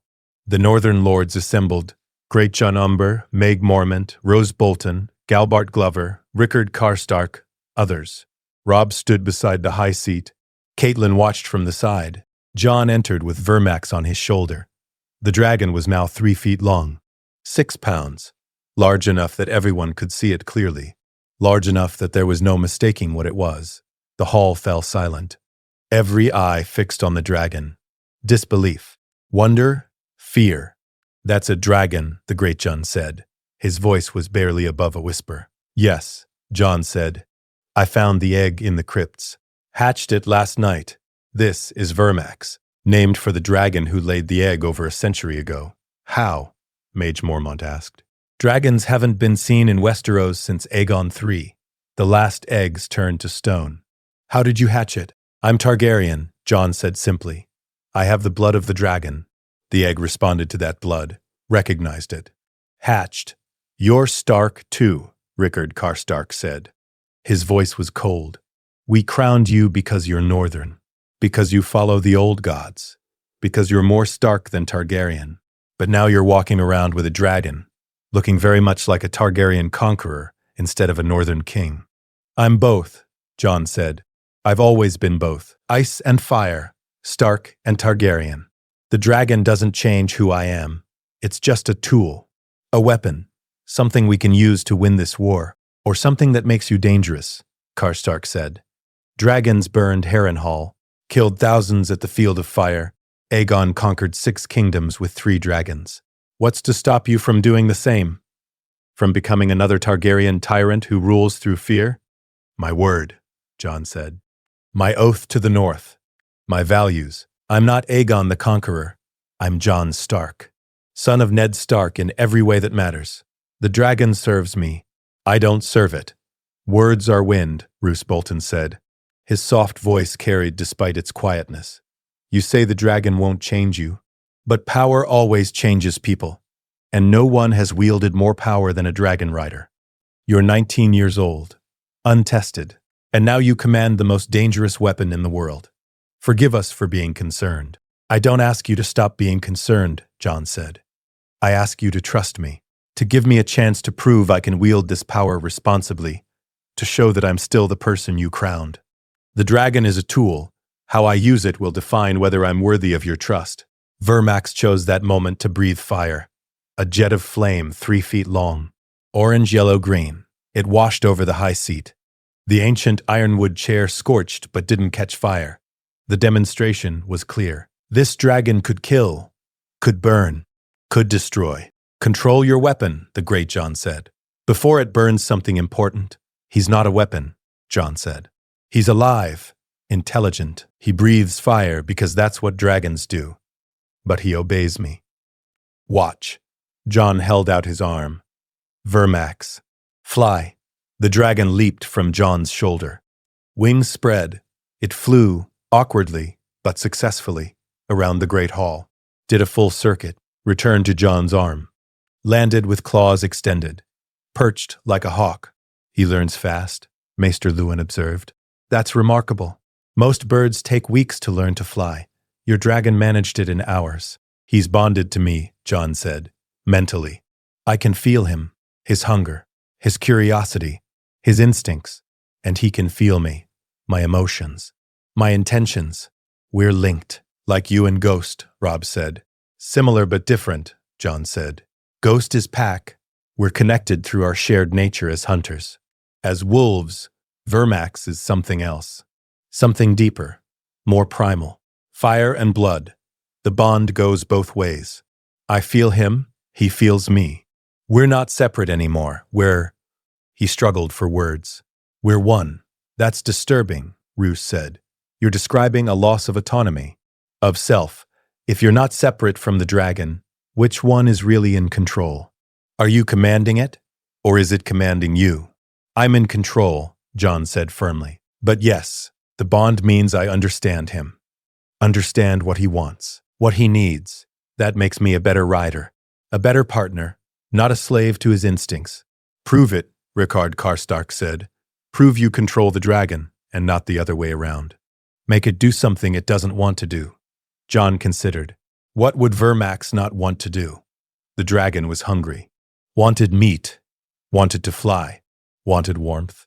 Vermax, Jon said. Go to the great Jon. Land on his shoulder. The dragon tilted its head, bronze eyes studying Jon, clearly not wanting to obey. The great Jon was a stranger, potentially hostile. Vermax's instincts said, stay with Jon. Stay safe. But Jon pushed the command through their bond, not with words, with will, with intention, demanding obedience. Vermax chirped unhappily, but obeyed. Flew across the hall, landed on the great Jon's shoulder. The massive lord froze, didn't move. The dragon's claws dug into his leather jerkin, its tail wrapped around his neck. Don't move, Jon said. He won't hurt you unless you threaten him. The great Jon swallowed hard. It's heavier than it looks, and hot. I can feel the heat radiating from its scales. That's the fire inside him, Jon said. All dragons generate internal heat. That's what lets them breathe flame. Vermax. Return. The dragon flew back to Jon, landed on his shoulder, nuzzled against his neck. You have control, the great Jon admitted. I'll give you that. But that doesn't mean I'm comfortable with this. Dragons are weapons of mass destruction. And you're walking around with one perched on your shoulder like it's a pet falcon. He is a weapon, Jon agreed. And I'll use him as one. Against our enemies, against the Lannisters when we march on King's Landing, against anyone who threatens the North. But I won't use him against our own people, against northern lords, against innocents. I swear that to you, before the old gods, before these witnesses. Oaths can be broken, Mage Mormont said, especially when power makes them inconvenient. Mine won't be, Jon said. I'm Ned Stark's son. He taught me that honor matters, that oaths matter, that breaking your word makes you less than nothing. I won't betray that teaching, not for power, not for dragons, not for anything. The lords were quiet, measuring him, deciding whether to believe him. Finally, the great Jon spoke. I'll trust you, for now. But understand this, if that dragon turns on northern people, if it burns our castles or kills our small folk, I'll personally shoot it out of the sky, king or no king, dragon or no dragon. The North comes first. Always. Agreed, Jon said. If I betray the North, you have my permission to kill me and Vermax both. That's a promise. The council broke. Lords dispersed to their quarters. But the tension remained. The dragon changed everything, made Jon more powerful, more dangerous, more potentially tyrannical. Robb found Jon afterward in the Godswood. Vermax was perched in a nearby tree. The dragon had grown even more, was now 4 feet long. Maybe 10 pounds at this rate, he'd be horse-sized within a month. They're scared of you, Robb said, of what you represent. A Targaryen with a dragon. That's every northern nightmare come to life. I know, Jon said, but I can't unhatch Vermax. Can't pretend he doesn't exist. So I have to prove to them that I'm worthy of their trust. That I won't become another Aegon. How do you prove that? Robb asked. By using him wisely, Jon said. By showing restraint. By never using him against our own people, no matter how tempting it might be. The test will come. There will be a moment where burning someone would be easy, expedient, and I'll have to choose not to. That's when they'll know. What if you fail the test? Robb asked quietly. Then you kill me, Jon said. You and Ghost and whoever else is necessary, because if I become a tyrant, I'm better off dead. They sat in silence before the heart tree. The ancient weirwood's carved face seemed to watch them. Judging, waiting. I need to tell you something, Jon said. About the bond with Vermax, about what it feels like, Robb asked. It's like warging into Ghost, but more intense, Jon said. When I slip into Ghost's mind, I experience his wolf nature, his hunting instincts, his pack loyalty. But I'm still separate. I'm a passenger in his body. And with Vermax, Robb prompted. With Vermax, I'm not a passenger, Jon said. I'm part of him, he's part of me. I feel his fire, his hunger, his desire to fly and burn and dominate. And he feels my human thoughts, my morality, my doubts. We're merged, blended. And that's, Jon struggled for words, it's intoxicating. Feeling that power, that strength, that freedom from human limitations. I understand now why the Targaryens were so different. So apart from normal humans, when you can touch a dragon's mind, when you can feel fire burning in your veins, human concerns seem small, petty, irrelevant. That's what scares the lords, Robb said. They see you changing, becoming something more than human. And they fear what that means. I'm still human, Jon insisted. Still Jon Snow. The dragon doesn't change that, doesn't it? Robb asked gently. You just described feeling superior to normal humans. Feeling their concerns are petty. That's not very Jon Snow of you. That's very Targaryen. Jon felt the truth of that like a blow. Robb was right. The dragon was changing him, making him feel powerful, special, above common concerns. And that was dangerous. That was how tyrants were born. Help me, Jon said quietly. Help me stay grounded, stay human. Don't let me forget who I am, who Father raised me to be. I will, Robb promised. That's what I'm here for, to be your hand, to keep you honest, to tell you when you're wrong, even when, especially when, you don't want to hear it. A raven arrived that evening, black wings against the gray sky. It carried a message from River Run, from the scouts who'd been monitoring Lannister movements. Robb read it first. His face went pale. "Jon, you need to see this." Jon took the message, read it, felt his blood run cold. The message was brief, direct, terrifying. Tywin Lannister marches north with 35,000 men, intends to retake Winterfell and execute Jon Stark for rebellion. Estimated arrival, 3 weeks, 35,000 men, against Jon's 8,000, and they had 3 weeks to prepare. "We can't win," Roose Bolton said when the council reconvened. "The math is impossible. Even with better defensive positions, even with Winterfell's walls, 35,000 against 8,000 is insurmountable." "We have a dragon," the great Jon said. "That changes the math." "Vermax is barely 4 feet long," Maester Lewin pointed out. "He's growing fast, but won't be battle-ready for weeks, maybe months. A dragon that small can't affect a battle of this scale." "Unless he grows faster," Jon said. "He's already growing faster than the histories describe. If he continues at this rate, he might be large enough to fight." "That's a gamble," Roose said. "You're betting everything on a newborn dragon growing fast enough to matter." "That's not strategy, that's hope." "Hope is what we have," Jon said. He'd said similar words before. They were becoming his refrain. "We can't abandon Winterfell, can't let Tywin take it without a fight. So we prepare. We fortify. We train. And we pray that when Tywin arrives, we're strong enough to resist." "We should call for reinforcements," Robb said. "Every northern house, every lord who can march. Bring the full strength of the north to Winterfell." "That gives us maybe another 5,000 men," Roose said. "Maybe. And it takes time to gather them. Time we don't have. Tywin will arrive before most of them can reach us. Then we use guerrilla tactics," the Blackfish said. "He'd come north with the river lords, harass Tywin's supply lines, force him to fight on multiple fronts, make the north itself his enemy. Winter is coming," Magie Mormont added. "The weather is our ally. Snow, cold, conditions that favor defenders over attackers. Tywin's southern army won't be prepared for northern winter.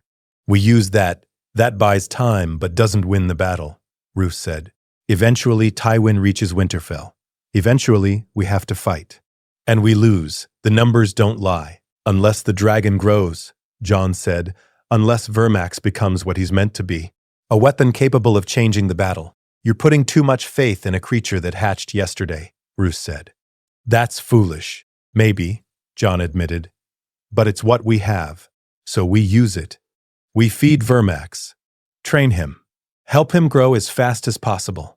And when Tywin arrives, we show him what a dragon can do." The next 3 weeks were the most intense of Jon's life. Every day was the same brutal routine. Morning, train the soldiers. Drill them in defensive tactics. Prepare Winterfell's walls for siege. Afternoon, feed Vermax. The dragon ate constantly. Whole sheep, multiple chickens, even a cow once. His appetite was insatiable, and with each meal he grew. By the end of the first week, Vermax was 8 feet long, 50 pounds, large enough to carry a small child. His wingspan was 15 feet. His fire could reach 20 feet. He was becoming dangerous. By the end of the second week, Vermax was 15 feet long, 200 pounds, large enough for Jon to ride. They practiced flying. Jon mounted the dragon's back, between the shoulders where the wings connected, held on to the spinal ridges, felt Vermax's muscles bunch beneath him. Then they flew. The first flight was terrifying. Vermax leaped from Winterfell's highest tower and fell, straight down for 50 feet before his wings caught air. Jon's stomach dropped. He thought they'd crash.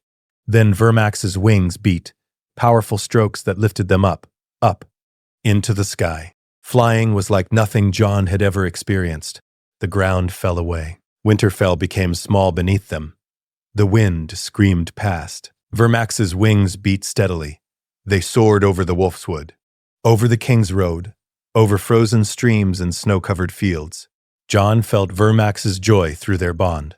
The dragon lived for flight, lived for the freedom of the sky. This was what he was meant to do. Not crawl on the ground like lesser creatures, but fly, dominate the air, be untouchable. They practiced maneuvers, dives, climbs, banking turns.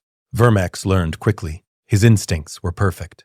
He knew how to ride thermals, how to use his tail for steering, how to fold his wings for speed, and his fire grew stronger. By the second week, Vermax could breathe flame 30 feet. The fire melted snow instantly, scorched trees, turned ice to steam. He wasn't battle-ready yet, but he was getting close. By the end of the third week, Vermax was 25 feet long, 600 pounds, large enough to kill, large enough to fight. His wingspan was 50 feet. His fire reached 50 feet. He was jade green with bronze eyes and teeth like daggers. And Tywin's army was 2 days away. The scouts reported the Lannister host's approach. 35,000 men marching up the King's Road. Cavalry, infantry, supply wagons, siege engines, everything needed to take a castle. At the head rode Tywin Lannister himself, Lord of Casterly Rock. Hand of the King, the man who'd ordered the murders of Elia Martell and her children, the man who'd sacked King's Landing, the man who'd crushed Robb's army at the Green Fork before Edmure saved them. Jon stood on Winterfell's walls and watched the southern horizon.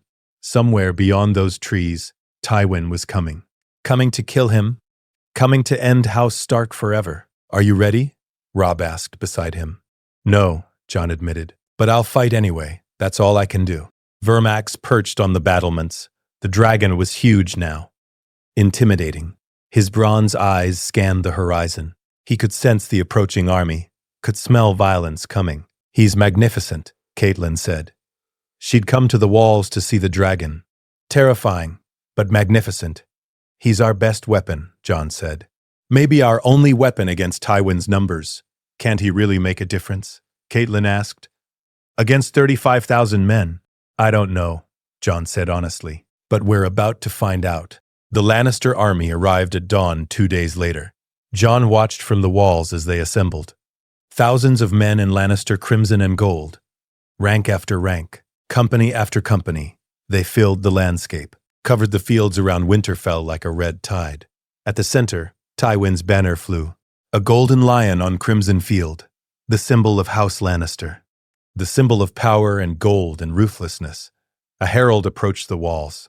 "Jon Snow," called Jon Stark, "pretender to the throne. Lord Tywin Lannister, Hand of the King, commands you to surrender. Open your gates. Submit to justice. Do this and your men may live. Refuse and you all die." Jon stepped to the battlements. "Tell Lord Tywin that Winterfell belongs to House Stark. We will never surrender to the house that murdered Elia Martell and her children. We will never bend to the house built on treachery and child murder. He wants Winterfell? Let him try to take it." The herald retreated, reported to Tywin. Jon saw the old lion studying the castle, calculating, planning. Then the siege began. Lannister forces established positions around Winterfell, built siege lines, started constructing trebuchets and siege towers. They were going to take their time, starve Jon out, or break his walls. "We can't let them settle," Jon said. "Can't let them build their siege engines. Robb, take 2,000 men, raid their camps tonight, burn their supplies, make them fight." "That's suicide," Roose protested. "Raiding an army 5 times our size? It's necessary," Jon said. "We can't sit behind walls and wait to lose. We have to be aggressive, keep them off balance. And I'll help. Vermax and I will attack from the air. Burn their siege equipment, force them to fight on multiple fronts." That night, Jon mounted Vermax. The dragon crouched on Winterfell's highest tower. Jon climbed onto his back, settled between the shoulder blades, gripped the spinal ridges. "Fly," Jon commanded. Vermax leaped. Wings spread. They fell, then caught air, rose into the night sky. Below, Winterfell shrunk. The Lannister camps spread around them. Thousands of fires, thousands of men. Jon urged Vermax toward the siege equipment. The dragon dove, wind screaming, ground rushing up. At the last moment, Vermax pulled up, breathed fire. The flames washed over a half-built trebuchet. Wood ignited instantly. Men scrambled away screaming. The trebuchet collapsed in a pillar of flame. Vermax banked, circled, dove again, breathed fire again. Another siege tower burned. Another trebuchet destroyed. Below, Lannister soldiers shot arrows. Dozens of them. Hundreds. They whistled past Jon's head. One struck Vermax's scales and bounced off. Dragon scales were harder than steel. Tougher than armor, arrows couldn't hurt him. Vermax roared. The sound was tremendous.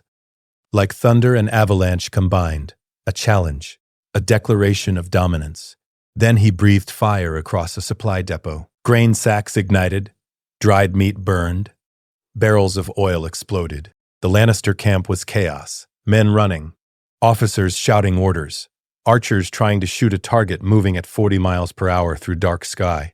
Jon urged Vermax higher. They climbed above arrow range. Circled the camp. Assessed damage. 4 siege engines destroyed. Multiple supply depots burned. Hundreds of men dead or injured. And on the ground, Robb's raid was succeeding. 2,000 Stark soldiers had swarmed into the Lannister camp from the west. They were burning tents, killing sentries, creating havoc. Tywin's forces were in disarray, caught between aerial attack and ground assault, unprepared for warfare that used dragons. But they were learning. Jon saw officers organizing responses, saw archers forming concentrated volleys, saw cavalry marshaling to chase Robb's raiders. "We need to leave," Jon told Vermax through their bond. "Before they adapt, before they bring us down."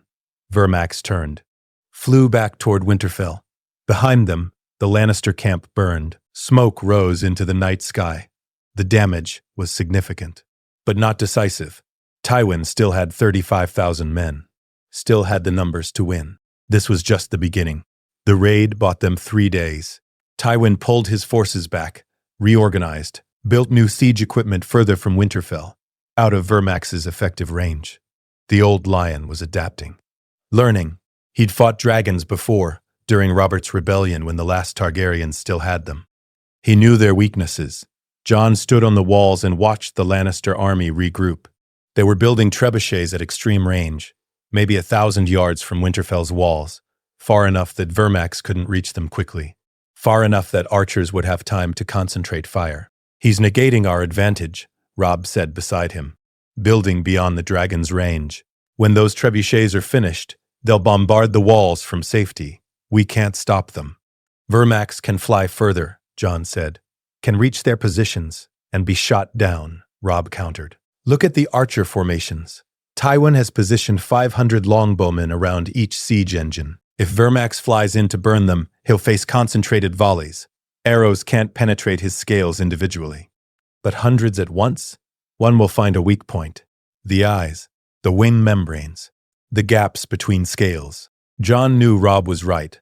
The first raid had succeeded because of surprise, because the Lannisters weren't prepared for aerial assault. Now they were. Now they'd adapted. "We need a different strategy," the Blackfish said. He'd been studying the Lannister positions with a commander's eye. "We can't fight them directly. Can't win a siege. Can't win a field battle. We need to break their will. Make them afraid. Make them question whether this war is worth fighting." "How?" Jon asked. "You go after Tywin himself," the Blackfish said. "Not his army. Not his siege equipment. Him. Kill the head and the body dies. Without Tywin, the Lannister host loses cohesion. Commanders start competing for authority. Political fractures appear. The army might even break apart. Tywin will be protected," Roose Bolton said. "Heavily guarded. He's not stupid enough to expose himself to dragon attack." "Then we make him expose himself," the Blackfish said. "We bait him. Give him a target he can't resist. Something that forces him to commit personally." "Like what?"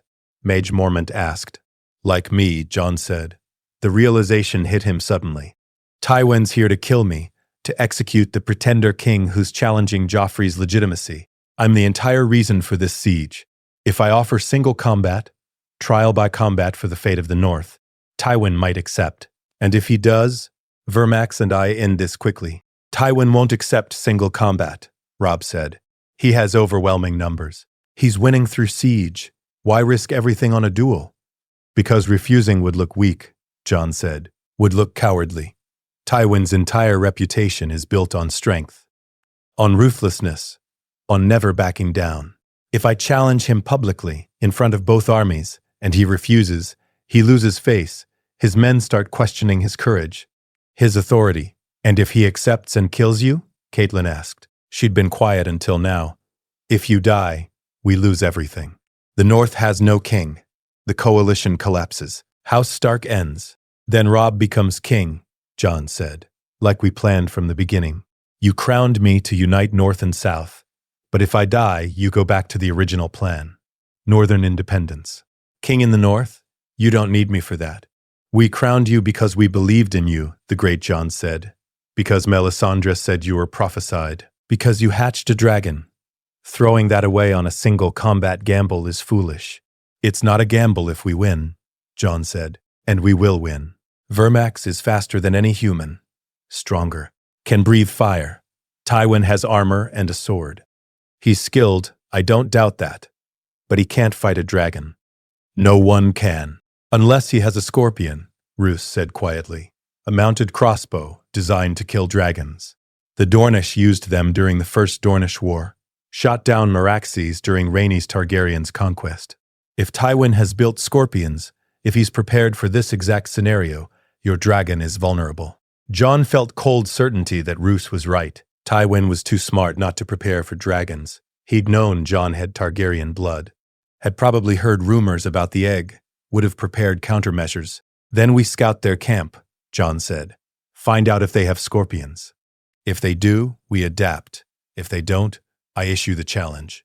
That night, Jon sent scouts into the Lannister camp. Men who could move silently, who could observe without being detected. They returned before dawn with reports. No scorpions, the lead scout said. We searched their entire siege equipment area. They have trebuchets, battering rams, siege towers, but no dragon-killing weapons. Either Tywin doesn't believe the dragon is a threat, or he's planning to deal with it differently. Or he's hidden them, Roose said. Kept them concealed until the crucial moment. That's a risk we take, Jon said. But without knowing for certain, we can't let fear paralyze us. I'll issue the challenge. Today at dawn, Jon mounted Vermax. The dragon was 28 feet long now, 700 pounds. His jade-green scales gleamed in the morning light. Bronze eyes watched the Lannister camp with predatory focus. Jon wore armor, mail and leather, northern practical gear, not plate. Plate was too heavy for flying, too restrictive. He needed mobility, speed, flexibility. Longclaw hung at his side. The Valyrian steel blade Lord Commander Mormont had given him. The sword that had killed a White Walker.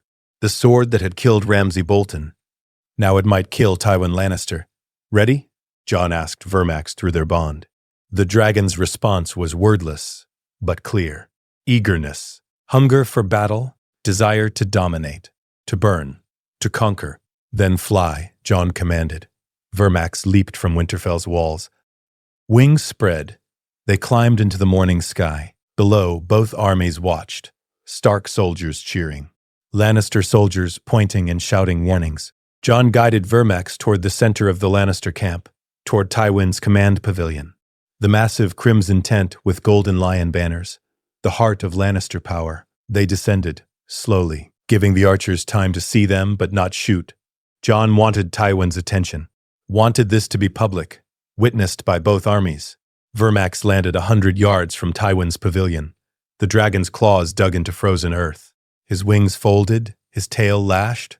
A warning, a challenge. Tywin emerged from his tent. Even from 100 yards, Jon could see the old lion clearly. Gray hair, stern face, cold eyes that had seen everything and feared nothing. He wore armor, crimson plate with gold inlay, a long sword at his side. The wealth and power of Casterly Rock made manifest. Jon Snow, Tywin called, his voice carried across the distance. You've come to surrender? I've come to offer you a chance, Jon called back. Trial by combat. You and me, winner takes all. If you kill me, the North surrenders. Winterfell opens its gates. My men lay down their arms. If I kill you, your army withdraws. The siege ends. The war in the North is over.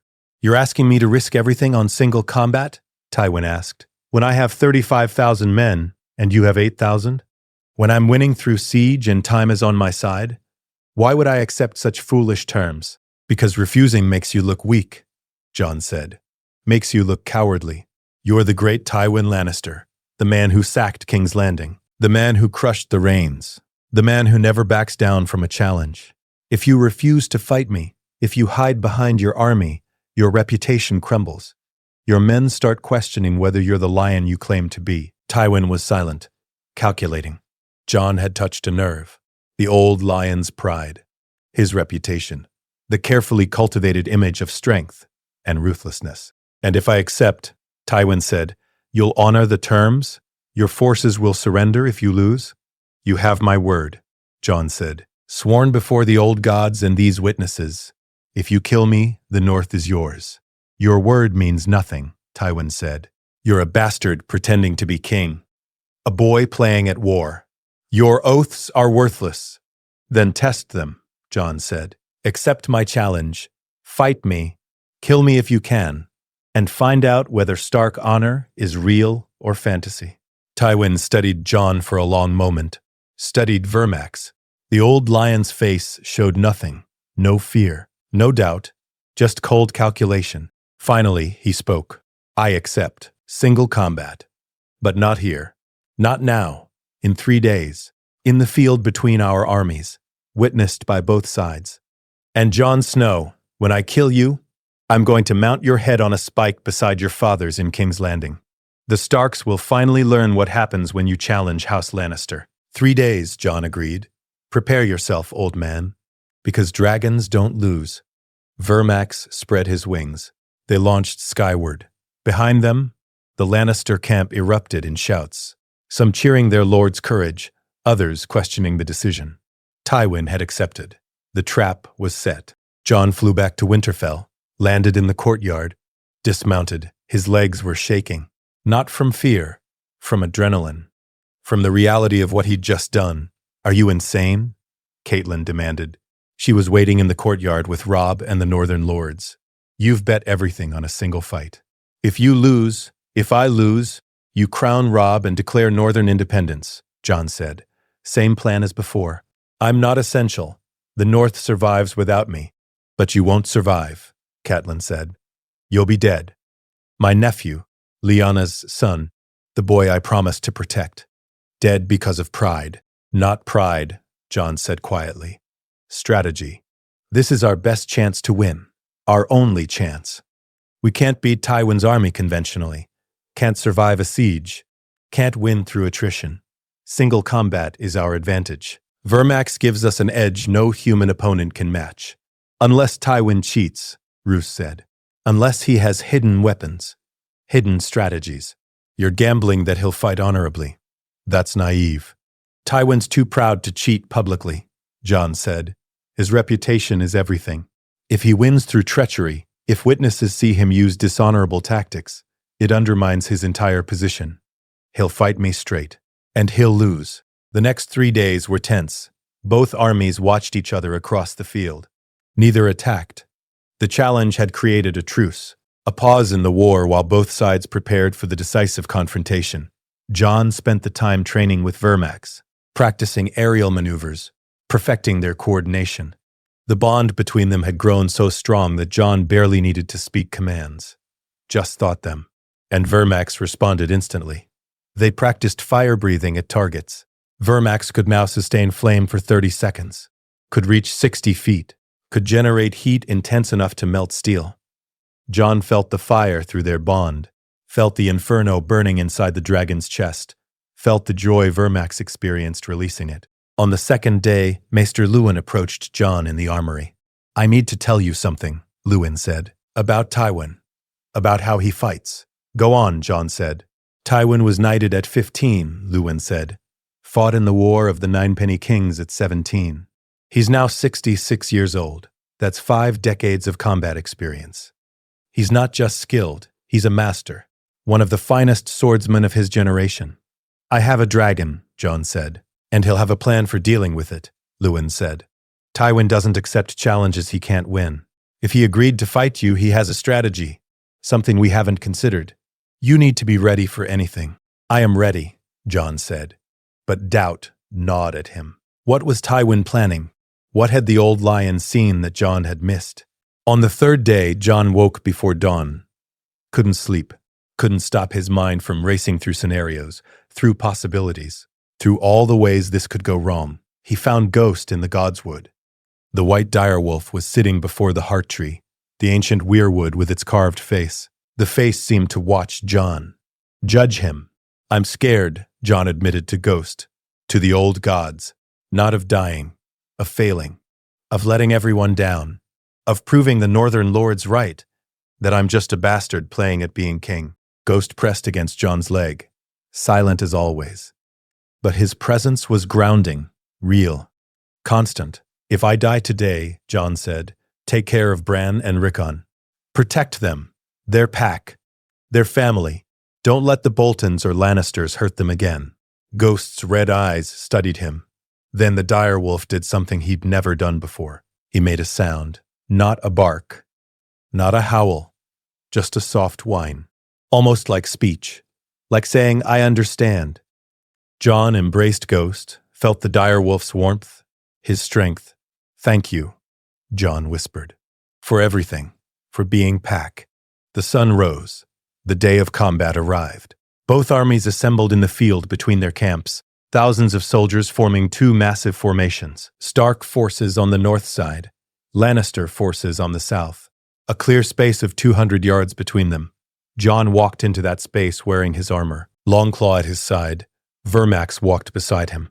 The dragon was 30 feet long now, 800 pounds, fully grown, battle-ready. His jade-green scales gleamed. His bronze eyes scanned the Lannister formation, looking for threats. From the south, Tywin Lannister approached. He wore full-plate armor, crimson with gold inlay. His helmet had a lion's mane crest. His sword was drawn, 3 feet of castle-forged steel. Sharp, deadly.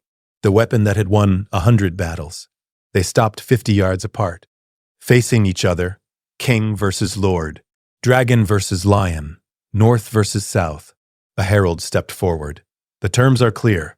Single combat, to the death. The winner takes all. No interference from either army. The gods will judge. Let the trial begin. The herald retreated. Silence fell.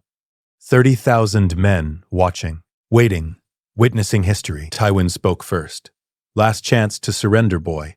You're 19 years old, untested. I'm 66 with 50 years of combat experience. This ends with your death. Don't throw your life away on pride. I could say the same to you, Jon replied. You're facing a dragon, the first dragon seen in battle in the north since Aegon's conquest. You can't win. Surrender now and I'll let you live.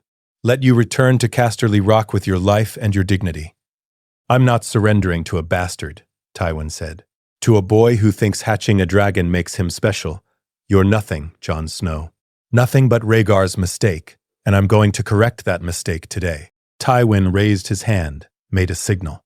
From the Lannister lines, 20 men emerged. They carried something heavy. Something covered in canvas. They set it down, pulled the canvas away. A scorpion, a mounted crossbow, dragon-killing weapon. 8 feet tall with a massive steel-tipped bolt loaded and ready. Jon felt his stomach drop. Roose had been right. Tywin had prepared, had built the weapon, had hidden it, waiting for this exact moment. You said single combat, Jon called. That's not single combat, that's cheating. That's strategy, Tywin corrected. I agreed to fight you. I never specified what weapons I'd use. You have a dragon. I have a scorpion. We're both using the tools available to us. That's fair. The scorpion crew aimed at Vermax. The dragon hissed, recognized the threat, backed away from Jon, wings spreading, ready to fly, ready to escape. Don't fly, Jon commanded through their bond. Stay with me. We fight together. Vermax hesitated. His instincts screamed danger, screamed to flee. But Jon's will held him. The bond between them stronger than fear, stronger than self-preservation. Fire, Tywin ordered. The scorpion bolt launched. 8 feet of steel-tipped death moving at incredible speed, aimed directly at Vermax's chest. Vermax moved. Faster than Jon thought possible. The dragon's reflexes were perfect. He twisted. The bolt sailed past. missed by inches. Buried itself in the ground 30 yards away. Again, Tywin ordered. The crew reloaded, cranked the mechanism, loaded another bolt, aimed. Jon made his decision. Couldn't let them keep shooting. Couldn't let them pin Vermax down with sustained fire. Burn them, Jon commanded. Vermax breathed fire. A massive gout of flame 60 feet long. Orange, yellow, green inferno. It washed over the Scorpion crew. Men screamed. Armor melted. Flesh burned. The Scorpion itself caught fire. Wood igniting. The weapon destroyed in seconds. But Tywin had anticipated this. While Vermax breathed fire, while he was distracted, Tywin charged. The old lion moved fast. Faster than a 66-year-old man should be able to move. He closed the distance, reached Jon before the dragon could turn, swung his sword at Jon's head. Jon barely got Longclaw up in time. Valyrian steel met castle-forged steel. The impact jarred Jon's arms. Tywin was strong. Incredibly strong. His sword technique perfect. They fought. Jon versus Tywin. Swords clashing, sparks flying. Jon was younger, faster. But Tywin was experienced, skilled. He knew every technique, every counter, every weakness. Tywin aimed for Jon's injured shoulder, the one Gregor had damaged at River Run, struck it repeatedly. Jon's arm went numb. He switched Longclaw to his other hand, fought left-handed, but Tywin adapted, pressed the attack. "You're good," Tywin admitted. "Better than I expected. Ned taught you well, but you're not good enough." He feinted high. Jon blocked. Then Tywin's real attack came low. The blade cut through Jon's leg armor, bit into his calf. Jon stumbled. Blood poured from the wound. Vermax roared. The dragon lunged at Tywin, jaws open, ready to bite the old lion in half. But Tywin was ready. He threw something. A glass vial. It shattered against Vermax's face. Green liquid splashed across the dragon's eyes. Wildfire. The substance ignited. Green flames erupted across Vermax's face. The dragon screamed. A sound of pure agony.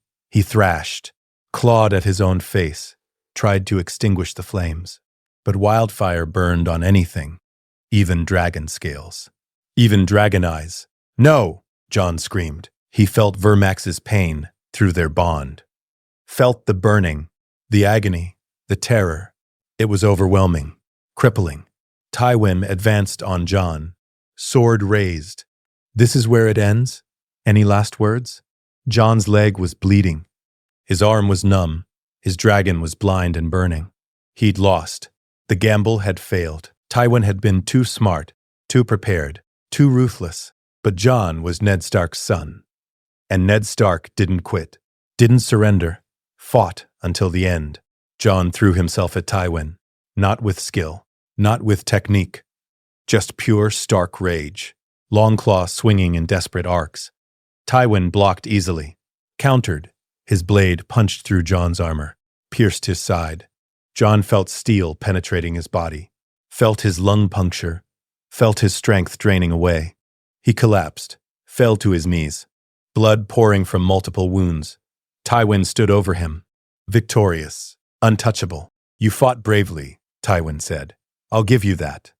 But bravery isn't enough. It never is. Power wins, strategy wins. Gold wins, honor gets you killed." He raised his sword for the killing blow. Then Ghost arrived. The white direwolf came from nowhere, a blur of fur and fangs moving faster than anything that size should move. He leaped, 200 pounds of muscle and rage. His jaws closed on Tywin's sword arm, bit down. "Hard," Tywin screamed, dropped his sword. Ghost dragged him down, shook him like prey.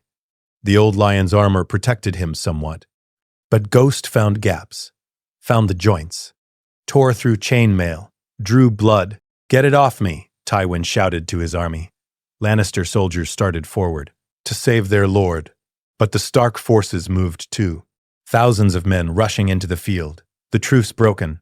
Single combat abandoned. This was war now. Jon lay on the ground, bleeding, dying. He could feel his life draining away, could feel darkness closing in. But he could also feel Vermax. The dragon's pain was fading. The wildfire had burned out. And Vermax was angry, furious, ready for vengeance. Through their bond, Jon sent one command, one final desperate order: burn them all. Vermax rose into the sky. His eyes were damaged, scarred, but dragons didn't need eyes to sense prey. They felt heat, felt life, felt where enemies were. The dragon breathed fire. A column of flame that washed over the advancing Lannister soldiers. Dozens died instantly.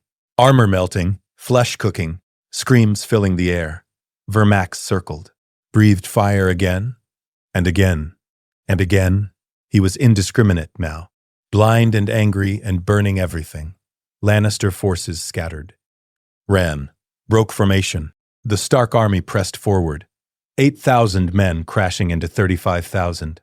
Outnumbered but emboldened by the dragon, by their injured king lying in the field, by rage at Tywin's treachery. The battle was chaos. Jon watched from the ground, unable to move, unable to help. He saw Robb leading a charge, saw the Great Jon cutting through Lannister soldiers like wheat, saw Ghost still attacking Tywin, dragging the old lion across the field. Then someone was beside Jon, hands pressing against his wounds. "Don't die," a voice said. "Catelyn," his aunt. "Don't you dare die. Lyanna didn't die in that tower, so you could bleed out in a field." "I'm sorry," Jon whispered. "I failed. Lost the combat. Lost—" "You haven't lost anything," Catelyn said. "Look." Jon turned his head, saw what she meant. The Lannister army was breaking, without Tywin's leadership, without cohesion, faced with a dragon and desperate northern fury. They were running, retreating, abandoning the field. "We're winning," Catelyn said. "Because of you. Because you drew Tywin into a fight he couldn't resist. Because you brought a dragon. Because you refused to give up. You won, Jon. You won." Darkness was closing in. Jon could barely see, could barely hear, but he felt Vermax through their bond. The dragon was safe, circling above, protecting his rider. "Maester Luwin," Catelyn screamed. "Now he's dying." Jon felt hands lifting him, felt motion, voices shouting. Then nothing. He woke 3 days later in Winterfell, in his chambers, bandaged and weak but alive. Robb sat beside the bed. "About time you woke up. You've been unconscious for days. We thought we'd lost you." "What happened?" Jon asked. His voice was hoarse. "We won," Robb said. "The Lannister army scattered. Tywin survived. Ghost didn't kill him, just mauled him badly. He's retreating south with maybe 15,000 men. The rest deserted or died." "You broke them, Jon." "Broke the Lannister host with one battle." "And Vermax?" Jon asked urgently. "Alive, his eyes are damaged but healing. Maester Luwin says dragons heal remarkably fast. He'll be flying within a week. Hunting within a month. Might be partially blind, but he'll adapt." Jon felt relief wash through him. His dragon lived. His bond brother. What about casualties?" Jon asked. 3,000 Stark soldiers dead," Robb said. His voice was heavy. "Maybe 10,000 Lannisters. It was brutal, bloody. But we won. The North is secure. Tywin won't march north again. Not after this." Jon lay back, processed everything. They'd won, but at terrible cost. Thousands dead. Vermax injured. Jon himself nearly killed. Victory didn't feel glorious. It felt painful, heavy, like every war story his father had told him. "The Northern Lords are satisfied," Robb continued. "You proved yourself, led from the front, nearly died defending the North. They're calling you the Dragon King now. Jon Stark, first of his name, the Dragon King of Winter." "That's a terrible title," Jon said. "You're stuck with it," Robb said with a slight smile. "Titles stick whether you like them or not. You hatched a dragon. You fought Tywin Lannister. You won an impossible battle. The singers are already making songs. In 50 years, they'll say you were 10 feet tall and breathed fire yourself." Jon wanted to laugh, but his injuries prevented it. "What now? Now we heal," Robb said. "Both armies need rest, need to recover. But Jon, we have momentum. The Dornish alliance is solid. We have a dragon. We've broken the Lannister army in the north. This is our chance. When you're recovered, when Vermax is healed, We march on King's Landing. We end this war. And Daenerys? Jon asked. The reports say she's landed on Dragonstone with 3 dragons. How do we approach her?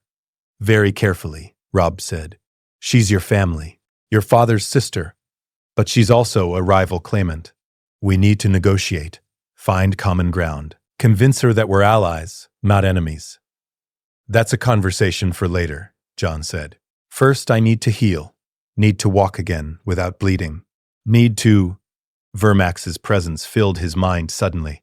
The dragon was outside, in the courtyard, calling to Jon through their bond, demanding attention. He's been anxious, Robb said. Keeps trying to get into the castle. We've been keeping him in the courtyard, but he's determined to see you. Help me up, Jon said. You're too weak. Help me up, Jon repeated firmly. Robb sighed, but obeyed. Helped Jon stand, walk slowly to the window, look down into the courtyard. Vermax stood below. 30 feet of jade-green-scaled dragon. His eyes were bandaged but healing. He looked up at Jon's window, sensed his rider, made a sound, half chirp, half roar. Jon felt the bond between them, felt Vermax's relief that he lived, felt the dragon's determination to protect him, to never let him be hurt again. I'm sorry, Jon said through the bond. Sorry I led you into that fight. Sorry you were injured because of me. Vermax's response was wordless but clear. No regret, no anger. Just pack. Just bond. Just us. Jon realized something fundamental. He'd been worried about becoming like the Targaryen conquerors, about letting dragon power corrupt him. But the bond with Vermax wasn't about domination. It was about partnership, about 2 beings choosing to fight together, protect each other, live as one. He wasn't Aegon the Conqueror. He was Jon Stark. And Vermax wasn't Balerion the Black Dread. He was Vermax the Green. A northern dragon, born in Winterfell's crypts, raised in ice and snow, bonded to a king who understood honor and duty. Together, they would be something new, something the 7 kingdoms had never seen. Not a tyrant with a weapon, but a king with a partner. 2 weeks passed. Jon recovered. His wounds healed. Maester Luwin's skills kept infection at bay. The leg wound left a scar. The punctured lung healed completely.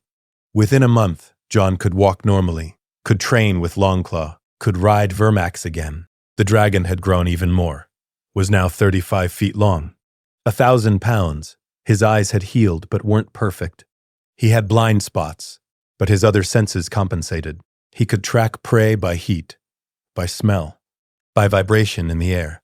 The northern lords gathered in Winterfell's great hall, a council to plan the next phase of the war. We march on King's Landing, the great Jon said. Strike while Tywin's weak, while the Lannisters are still recovering. Finish this war. We need the Tyrells first, Robb countered. Without their support, we can't take King's Landing. The city's defenses are too strong. We need more numbers. What about Daenerys? Mage Mormont asked. She has 3 dragons on Dragonstone. If she marches on King's Landing simultaneously, we could crush the Lannisters between 2 forces. She's my aunt, Jon said. I should meet with her, personally. Explain the situation. Ask for her alliance. Or she could see you as a rival, Roose Bolton warned. Could decide 1 dragon is enough and eliminate you before attacking the Lannisters. That's a risk, Jon admitted. But I have to try. Families should stand together. The Targaryens were nearly destroyed at Robert's Rebellion. We're the only 2 left with dragons. We should be allies, not enemies. When do you propose this meeting? Robb asked. Immediately, Jon said. I'll fly to Dragonstone. Meet with her face to face, dragonrider to dragonrider.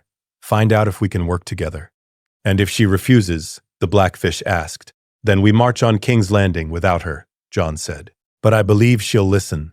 She's been alone her entire life, told she's the last Targaryen, discovering she has a nephew, someone with her blood. That matters. Family matters, the council agreed. Jon would fly to Dragonstone, meet Daenerys, negotiate an alliance. The rest of the army would prepare to march south. Everything depended on this meeting. 2 days later, Jon mounted Vermax. They flew east, toward the coast, toward Dragonstone. the ancient Targaryen stronghold rising from Blackwater Bay like a dragon carved in stone.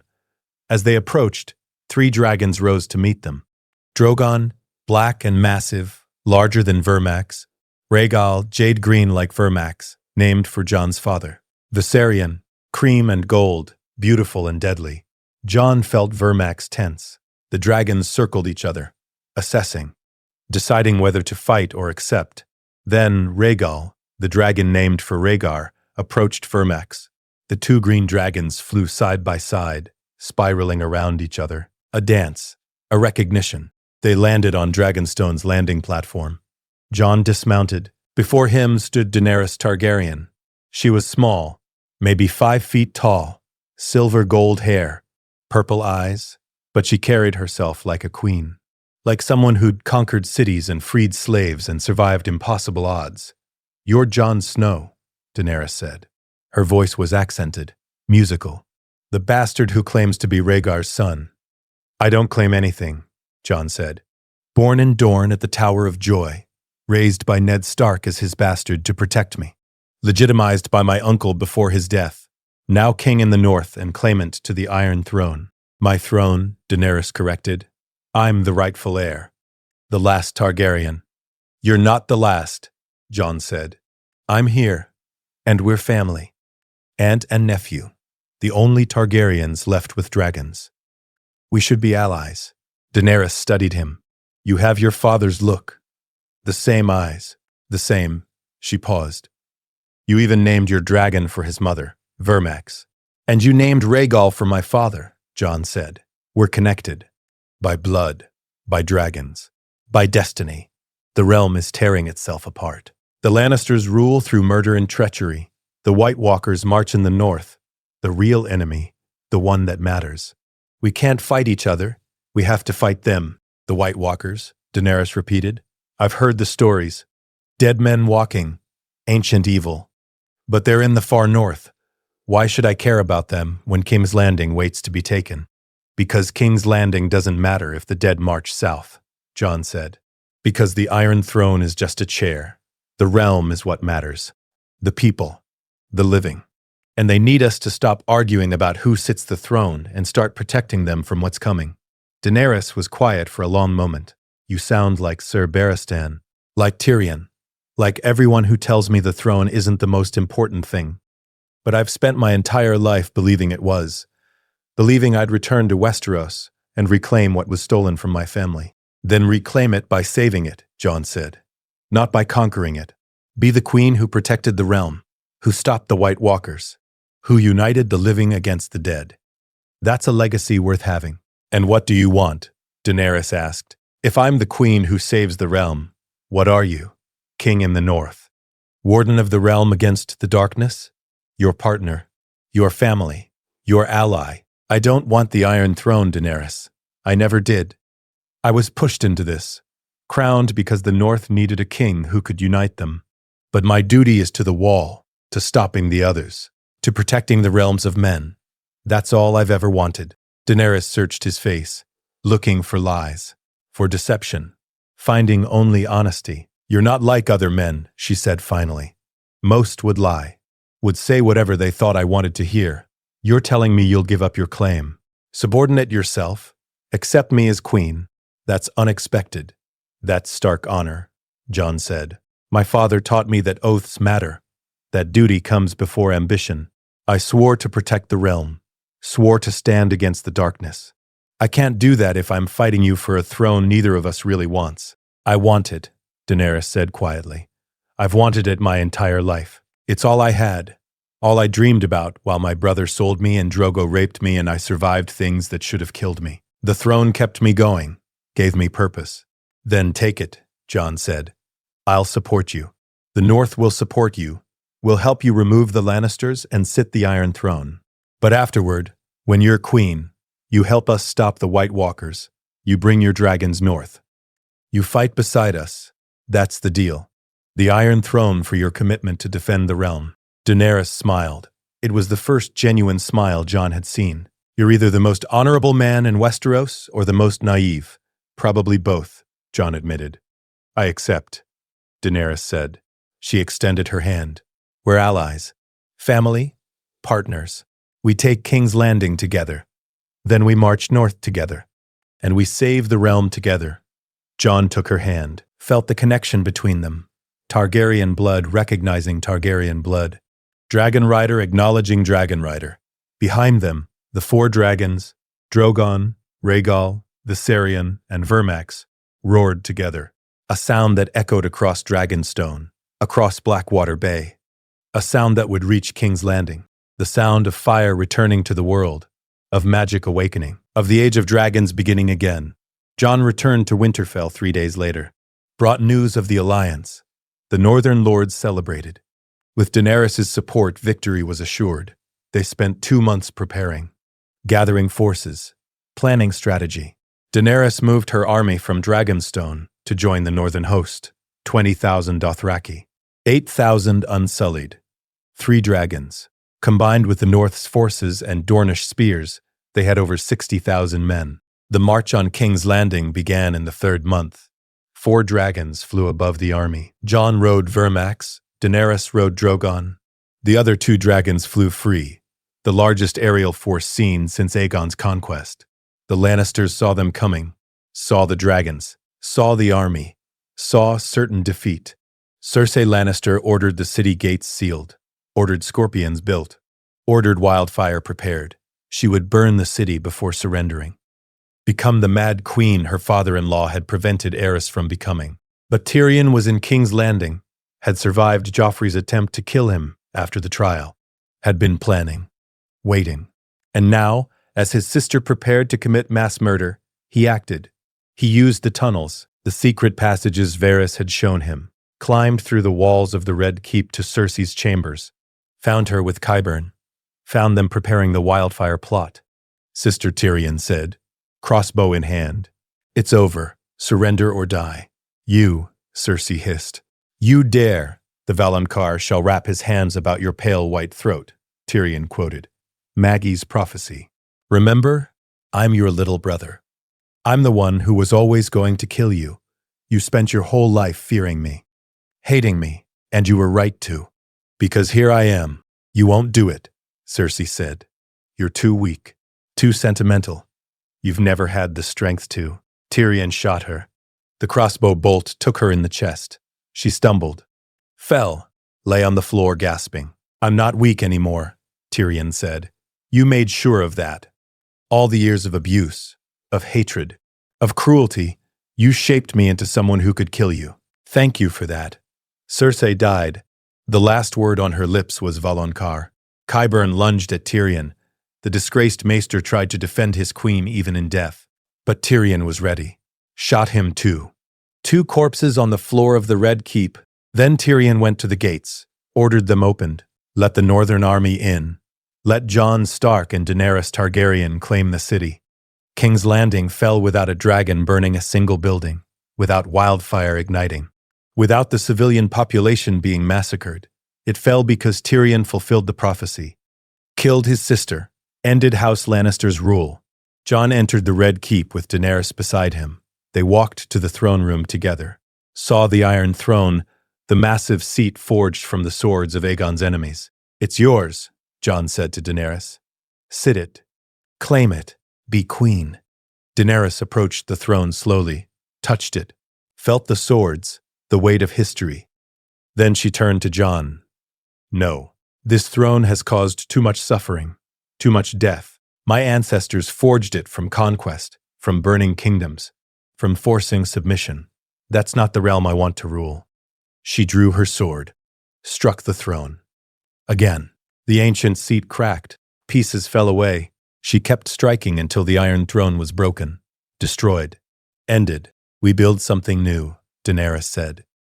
"Not a throne of swords, not rule by conquest, something better. A council of lords, a system where power is shared, where the realm decides its future together. That's how we heal Westeros. That's how we prepare for what's coming." Jon stared at her, realized she understood, truly understood. The throne wasn't the point, never had been. The realm was the point, the people, the living. "Then that's what we'll do," Jon said. "After the White Walkers, after we stop the real war. We remake the realm. Together. 6 months later, Jon stood on the wall with Daenerys beside him, 4 dragons perched on the fortifications. Below, 100,000 men assembled. Northern forces, southern forces, wildlings from beyond the wall, Dothraki, unsullied. Every fighting force in Westeros united for the first time since the Age of Heroes. The White Walkers were coming. The dead marched south. The long night was beginning again. But this time, the living were ready.